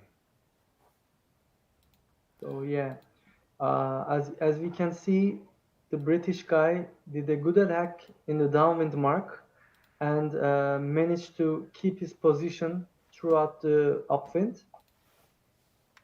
And he's just in a good position right now. But I don't think he will have the opportunity to finish in second position because the Spanish Honyarbi is way over, way forward. Yeah. So, and meanwhile, the French Silak is attacking on Exorcist, the British guy. So he has to defend his third position. Yeah.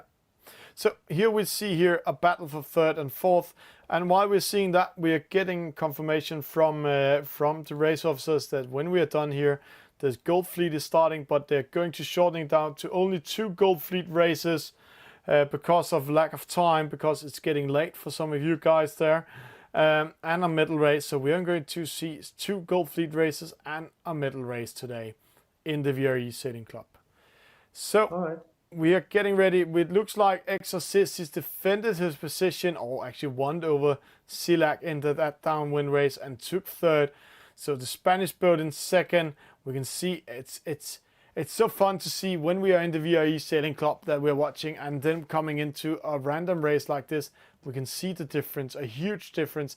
See there, 5 minutes and 30 seconds for third and fourth to come in.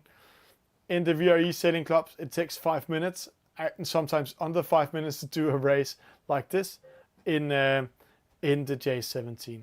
So Ishkan with a win, Horabi in second, Exorcist third, Silak fourth, Swedish boat fifth, a French boat Kentitz in sixth, and the 2 visitor boats 7 and 8. Yeah. Yes. Easy win by the French guy. So yeah, Maybe, or else he was just just lucky or what else he was doing. So gold race coming up. We can see it's just started. So let's jump into this straight away. Have 20 boats in the start. Wow. There we go. 30 seconds to it. There, it's Confluentia. See how many boats there are. Wow. What? It's so fun to watch that many boats, especially in the start line. And it's a huge start line, but still they're clustering up in the same side at the committee boat. Only one boat trying to sneak away. That's RSC Rocket.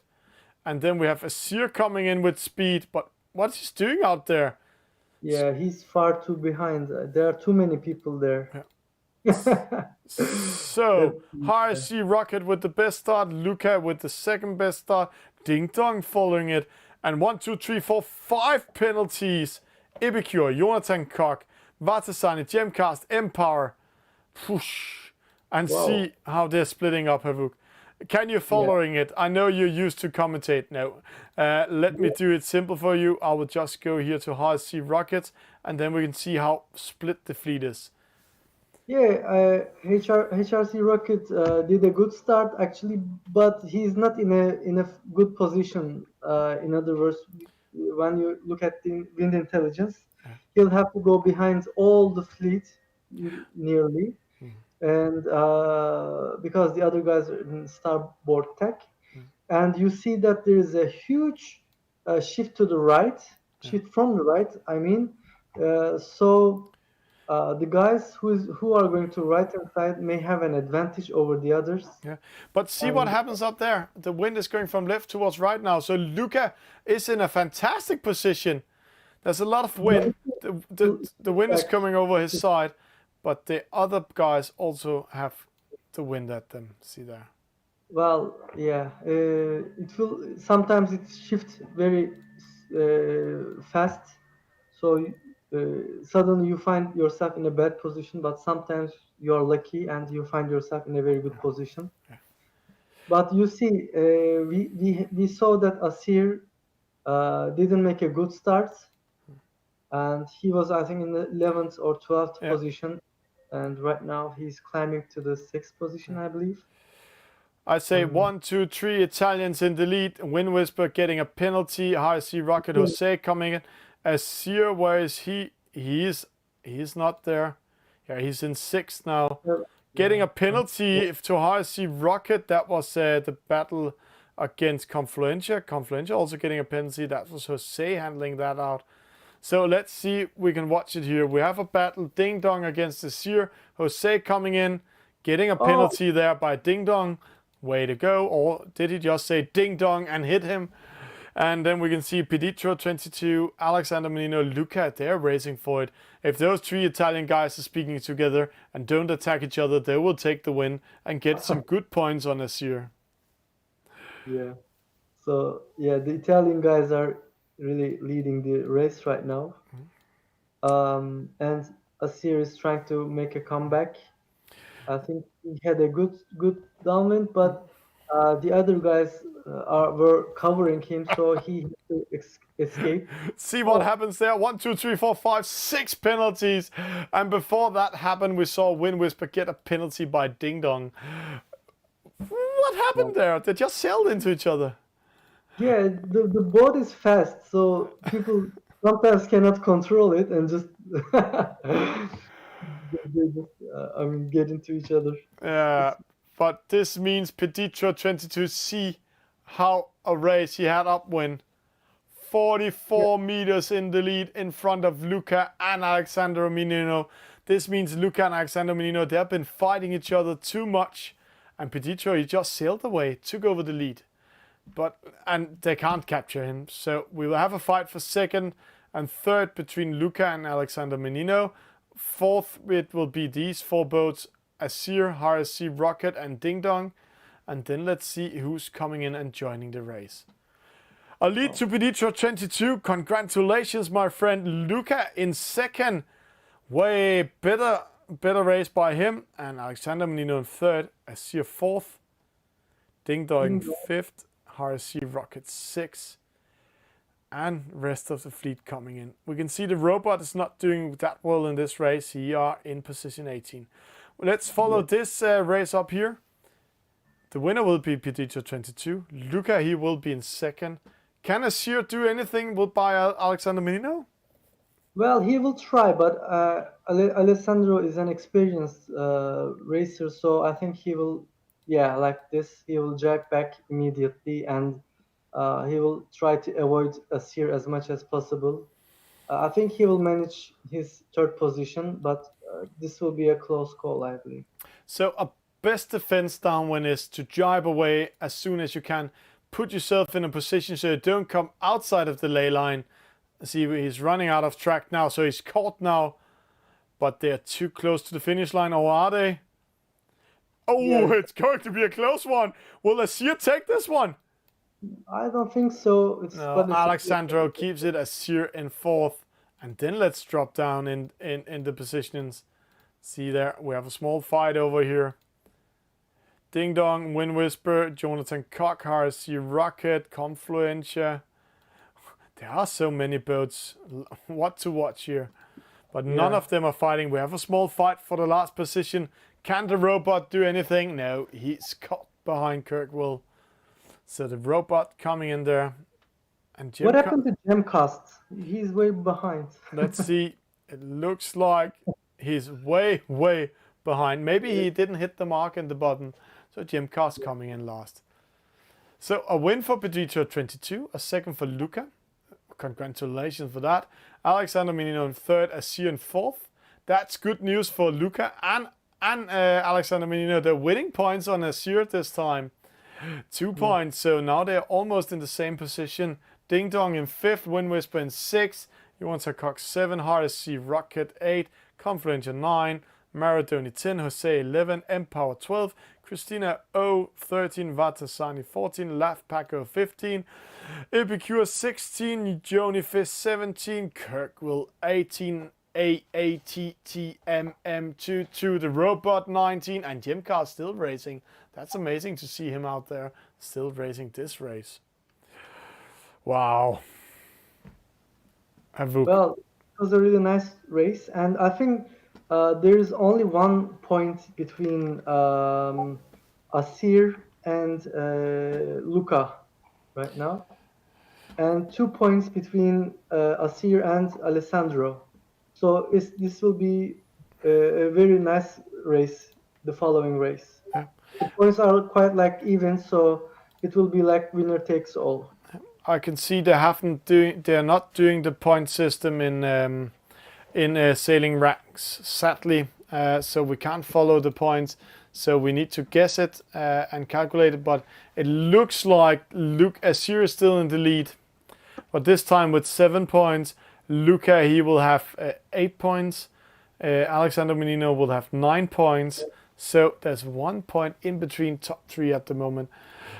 That's going to be very exciting. Who will win that one? There will be one race left before we're going into a middle race. It's going to be the Nacra 17, I think. That's my guess. Because we have the J17 here. And then the middle race either be a 49er or a J17. I think they may switch to 49er if there's only one race left, because people like it more when it's like they are competing against each other. Yeah. But if I think they'll go for 49er if they don't change. Let's see what's coming up. We are waiting for the second gold race to be created. Right now we are waiting for the server to start, the admin to start. And while they're doing that, let me show you guys what we're doing here. What we're doing here is we're using our red coins, you can see up in the top right corner, to do a custom race. They're creating a race, they're choosing their fleet, they have organized already, planned already before going into which boats they want to sail. Then they can choose how long they want to sail, short with gates, upwind medium or long wind medium. And then they can choose which city and they can choose how many players and they can lock it up with a code. Example race 1, and then they can start the server. And this is what the guys are doing when they're creating these fantastic servers that's coming up at the moment.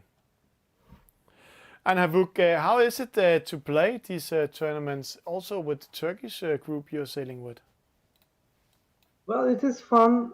People are getting used to play, and in a group and as a group, I mean, because most of the guys were like playing individually, and after we started the community, the sailing club community, people really like to play that manner, and even now people just start some races by their own and race with each other.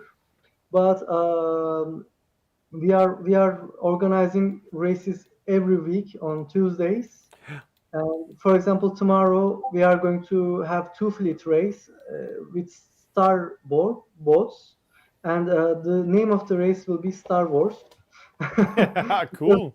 there will be like 40 stars with some qualifications, etc. So, and you know, when you race with a star, it's always a mess because you cannot get separated from the group, even in downwind, because there is a huge wind shadow of this of this boat. So it will be like carnage and like a Star Wars, you know. So it's a good game, I suppose. So we will see how it goes tomorrow. We will see how it goes tomorrow. And now we will see how we go in this. It's the NACRA 17. So, as we guess, it's going to be a fast race, but the format of this race is not racing towards a reach. It's racing upwind, downwind, downwind to the finish line. So again, this time they need to use this fantastic foil boat in a strategic and tactic way. Push. So yeah, Luca is trying to find a good position on the left-hand side, and I think he's competing against Critic Wheel. This is Laf Paco, and this is Empower coming up, and then we have Ding Dong, I think. Who is at the left-hand side? It's Ding Dong, I think. Let's see. No, it's Alexander Menino, maybe. Let's see how it goes. I can't see Alexander Menino in this race. Is he in there? No. Let's watch this one. It looks like number 18. We don't know who he is. That might be Alexander Menino then. Had a good start. Yeah. But there we have Confluentia in the lead. Vatasani. They're going up towards the middle now, Havuk.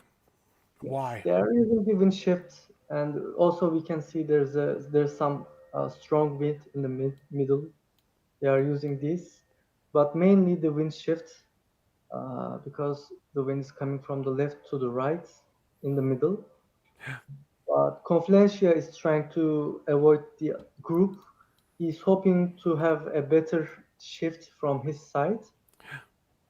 But it doesn't look like that. It looks like it's here in the right-hand side. Things are going on. Empower getting in front of Azure. Laf Paco is in the lead at the moment. That's good news for the French guy. But he's out of the race for being in the top position. Maybe he can go into the medal race. But we're watching Azure. We're watching Peditro 22. We're watching Luca and Alexander Menino. Luca is in position 18 at the moment. So he will try to make up this, but we can see that Asir still is in a good position and very close to the guys in the front. So I think he will attack them and try to maintain the first position.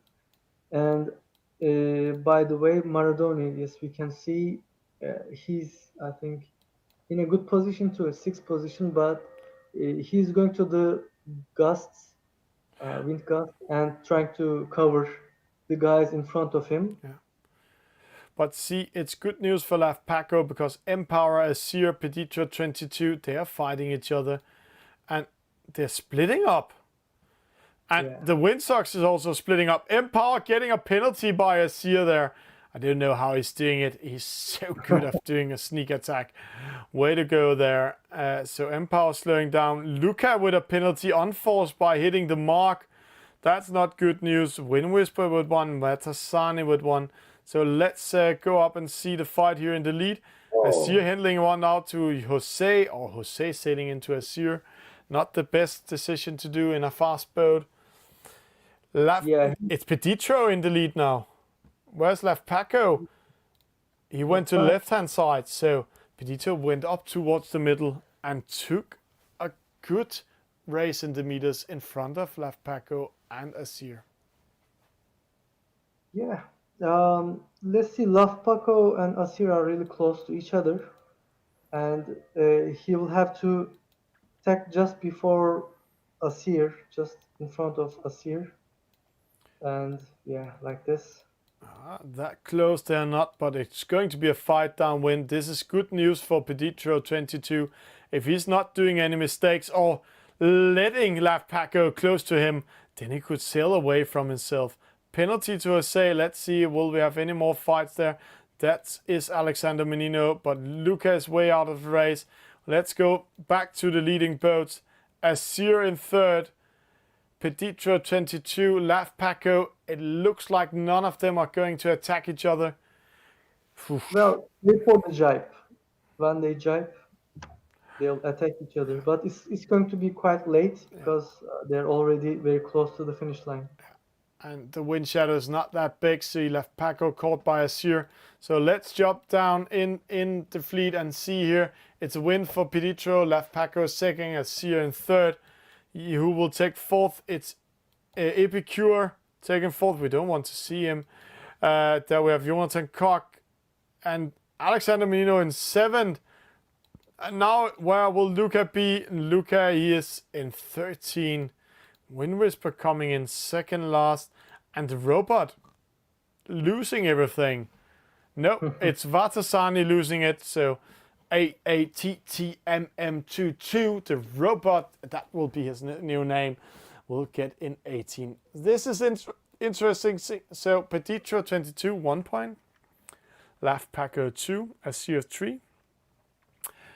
Epicure 4th, Jonathan Koch 5th, Cristino 6, Alexander Menino 7, Jose 8, Maradoni 9, Kirkwell 10, Joni Fish 11, Empower 12, Luca 13, Confluentia 14, Ding Dong 15, Gemcast 16, Wind Whisperer 17, the robot, he's 18, and Vatasani is 19.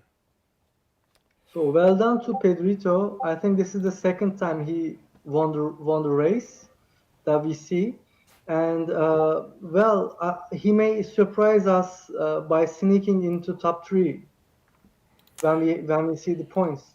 Yeah, we'll get ready to see the points and who's going into the gold fleet, and also see who we're going to watch. Have a really careful eye on who can challenge Azir and which position shall he prevent to have. Last time he was just going to prevent to have position 6 out of 10. So let's see how good a race he's doing today. So let's see how they will do when they're going down with the score. Can you see if they're doing it in sailing ranks at the moment, Havuk? It looks like they haven't done a sailing rank, so we're just waiting for who's getting into it. So let's wait for it. Back to Excel sheet because there are two fleets and they had to combine both fleets into one. So they may have want to use an Excel sheet for this. And unfortunately, I can't see any update in the sail ranks yet. Yeah. Let's see how it will go. We were just waiting for the result, and it can only take 1 minute to get that one out. So let's see. Let's see. We're just waiting for it. The result will come in a few sec. So we'll just continue speaking a little bit. So if you have any questions in the chat, please write us. We are here just waiting for your question to answer. But Havuk, the race you're going to do tomorrow in the Turkish Sailing League, only star boats, and you're calling us Star Wars. Yes. Is there any more special about it? It's a classic starboard race, or? Well, it's going to be a fleet race with two fleets, and I think we are going to do four qualification races and then four gold fleet races afterwards, and that's it. And well, there's nothing special, really special about like Star Wars, but No? I mean, it's the Star Wars movie is also going to be screened in 2 weeks, I think. So we are also promoting the Star Wars movie at the same time. But the main point is that there will be a lot of star the boats, and as I told you earlier, when there are too many star boats, and you cannot just separate from the group in this format. Uh, and there are a lot of wind shadows everywhere, and nobody's getting separated from the group. So you really fight against each other, and it's a really complicated race, but it's really fun. So we named it Star Wars. Good idea for it. And if you want to get some ideas, you can also always watch the shows and the races we have been doing in Esailing TV. And now the score is coming in an Excel sheet. It's Azir in the lead with 10 points. Alexandro Malino in second with 16 points. Peditro 22 with 16 points. Jonathan Koch with 21 points. Luca with 21 points. Epicure 31 points.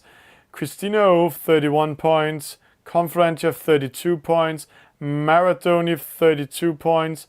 And Left Paco sneaking in 10th with 33 points. This means that Azir, if he's getting last, that's 20 points, that's 30 points. Then he can only lose for Alexander Menino, Pedito 22 to Jonathan Koch or Luca. So if Azir is doing a result like a 4th position and Alexander Menino and Pedito is winning, then it's one of those winning. Yes. So So there's only 6 points between Asir and Alessandro or Pedrito too. yeah, 6 points in between them. So 3 points is enough for him, which means because in the medal race there's a double point system. So if there are like 3 boats in between them, then Pedrito or Alessandra will have a chance to win the race. Let's see if that will happen. I can see it's going to be the J17, so it's Azir's favorite boat. So that's already tipping the balance to Azir's side. He can do his fantastic starts, these race outside. So, but let's join into the server and watch what's going on. Here we have Confluentia, we have Luca from Italy, we have Maradoni, Laf Paco, Christina O from France, Jonathan Koch from Germany, Epicure from France, Alexander Menino. This green boat we need to keep an eye on. Peditro 22. This red boat we need to keep an eye on. And Azir, the pink boat from France. This is the 3 boats actually battling it out. Jonathan Koch and Epicure can still win it technically and also theoretically, but I'm not sure they will do it. So it's going to be one of the 3 boats. Alexander Menino, Pedito 22 or Azir. Let's see how Asir is going to start. I think Luca also is going to try the downwind starts, like Asir. Just 10 seconds left, so it looks like 4 boats will try to do it. 4 boats, Havuk. That's interesting. That's something you don't see in actual sailing. No. So Azir with a perfect time, Luca perfect timed. Luca getting a penalty there. So slowing down, and so Azir, he's in 4th. He didn't win that much on it. Luca dropping to 9. So right now It's the three boats we are watching: Peditro 22, Azir, and there we have Alexander Menino. And Alexander Menino is away from the fight between Peditro and... Oh, Peditro getting a penalty there by Jonathan Koch. Let's go down and watch that one. See, there we are. See, he's slowing down. Luckily for him, it's upwind, but still, it's a costly one. So the wind shifted to the right, from the right, and we can see that the boat at the right has an advantage. But Asir made a very fast start, even though he started from the bad side of the start line, wrong side of the start line. He's able to catch up the group in front of him, like Alessandro Equilibrium. But Alessandro and the other guys at the right hand side, they are just protecting Asir. Yeah, but see what happens there. They're going in front of him. Probably somebody will take on him. No, he's just managed to go in. No, there is under pressure. He's dropping to 6 now. This is unbelievable if that will happen. Look at this. People dragged Alessandro out of the lane line. Yeah. So they've lost their advantage, all of their advantage on the top mark. So that's the reason why Asir went from the just passed through the behind of the boats, and now he has a starboard take advantage. Oh, Luca getting a penalty for hitting the mark. Confluencer going upwind. Jonathan Koch and Alexander Menino getting a penalty by Asir. Oh, did you see what Asir did? Yes. He slowed down his boat, so they were sailing into him. So now he is in the lead. So Maradoni could go for the win. And I think the reason why he slowed down was I think there was Jonathan or Luca, I don't remember who. He one of them was stuck at the upwind mark, so he tried not to hit the mark, so he just go to the wind, and unfortunately he slowed down in that manner. That I think that was the reason. He wasn't, I think, purposing to penalize somebody there. No. But there we can see Luca Asir fighting for it. Unlucky for Luca, he did a very bad result in the last race. So he will not be able to use that result for anything than a good position in the regatta. Right now, Maradoni is in the lead, Asir in third, Luca in second. I think it will change. I think it will see Asir in second. And let's see Alexander Menino trying to fight his way up. Where is Peditro 22? He's in 8th.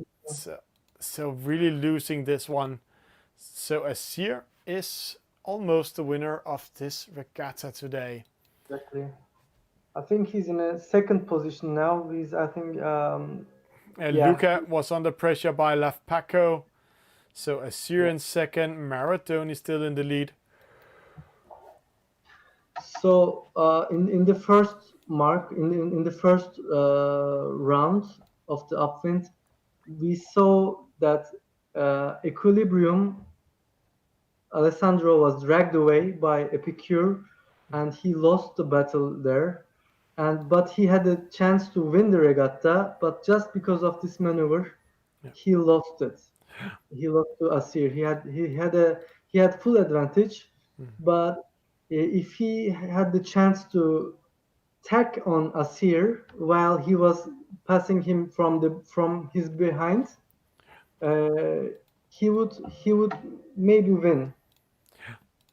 But that's how it is. It's a battle for points. It's a battle for position. I also know you have something called the ELO list, where you have a point score. Who's leading that? And see, now we can see Peditro, Alexander Menino fighting each other here. They're going away from each other, the Italians. Look at Maradoni. He's going to the other side, but he's not in an advantage position. He made a very bad decision. I think Asir will win this race. That's a very bad decision by Maradoni. Luca getting into second. What is the British guy thinking about? It's the British champion himself. Losing that because going to the opposite side. He thought he was so much in the lead, but he wasn't. And It was again, Win Intelligence doing it. Lucas second, Maradoni third. And then it's exciting. Let's see. Pedito getting fourth, Alexander Menino fifth, Johan Cox sixth, Laf Paco seven, Epicure eight, 9 will go to Christina O, and 10th to Confluencia. So with this result, we can see that Asir won the race. Regatta, congratulations to Asir. And Pedrito and Equilibrium, Alessandro, they were fighting for the second position, and Pedrito won the race over Alessandro, so he finished the regatta in the second position. So the result of the medal race is Asir first, Luca second, Maradoni third, and he's also writing in the private chat, what was I thinking about? Pedito 22 fourth, Alexander Menino fifth, Johan Cox sixth, Laf Paco 7, Epicure 8, Christina 09, Confluencia 10, Joni Fish. He was not part of this race, so out with him. Let's get the final result into the table before we're going off. I can see Havuk is also enjoying the private chat there are in the club. Yeah. Let's have the result, see what's going on. Admins, please write us so we can get the result, so we can tell who's winning and who's losing, who will get the best result, and could Luca save some positions by getting second, or was it just waste of time? So how would we do? I think yeah, Luca may be third. I'm not sure, but I think Pedrito is in the second position, Asir in the first position. Maybe Alessandro or Luca. Let's do the math. Asir had 10 points. He's ending up with 12. Alexander Menino had 16 points. He's ending up with 26 points. Pedito 22 had 16 points. He's ending up with 24 points.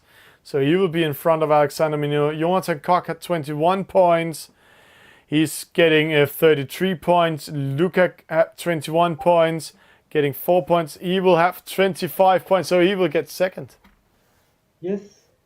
Luca will get second, Pedito 22 third, Alexander Menino fourth, but a win for Asir. What a pleasure to watch this one. So yeah, Pedrito is in a second position, 24 points. Luca third, 25. Yeah. Yes. Well, we can see that in the qualification stages, Pedrito was not in the top 3, and he made 2 good races, and then in the final race he hung it well, and then he finished in the second position after Asir. Well done, Pedrito. Yeah, well done by Pedito 22. And for all of you watching this, fantastic, and thank you for watching and sharing and do whatever you're doing here on Esailing TV. What a pleasure for all of you to be here with us. Havuk, thank you for joining in today. Always a pleasure to have you sitting in Istanbul. And sleep well. It's middle of night at your time. It's 2 in the night in Istanbul now. Here it's only 12 in Denmark. So all of you, thank you for watching, and I hope you enjoyed it. We'll be back Wednesday with the Wednesday show. So goodbye and have fun. Bye bye.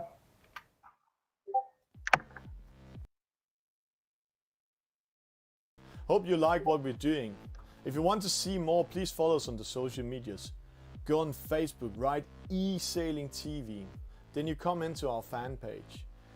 If you follow us, subscribe or like us, then you can see our live shows and get a notification of it. But there's an 8 seconds delay on Facebook. You can also see when we're doing highlights. We'll pop them up there, and small news with pictures. You can like, share with your friends what we're doing, share your interest.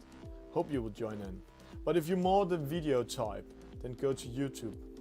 Esailing TV channel here has a live feed also. There's a 6 seconds delay, but it's fantastic on YouTube.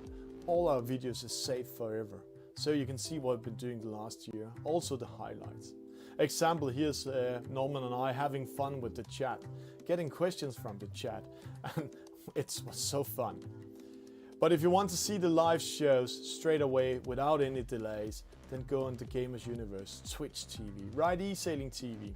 There's a 2 seconds delay. So in here, it's if you want to see the shows live. All live shows will be deleted after 14 days. But you can do your own highlights, clip it out, and it will be saved forever. And then some of you said, hey, Twitter. Yeah, we are on Twitter. Go on Twitter, right Esailing TV. We're also doing live shows on Twitter.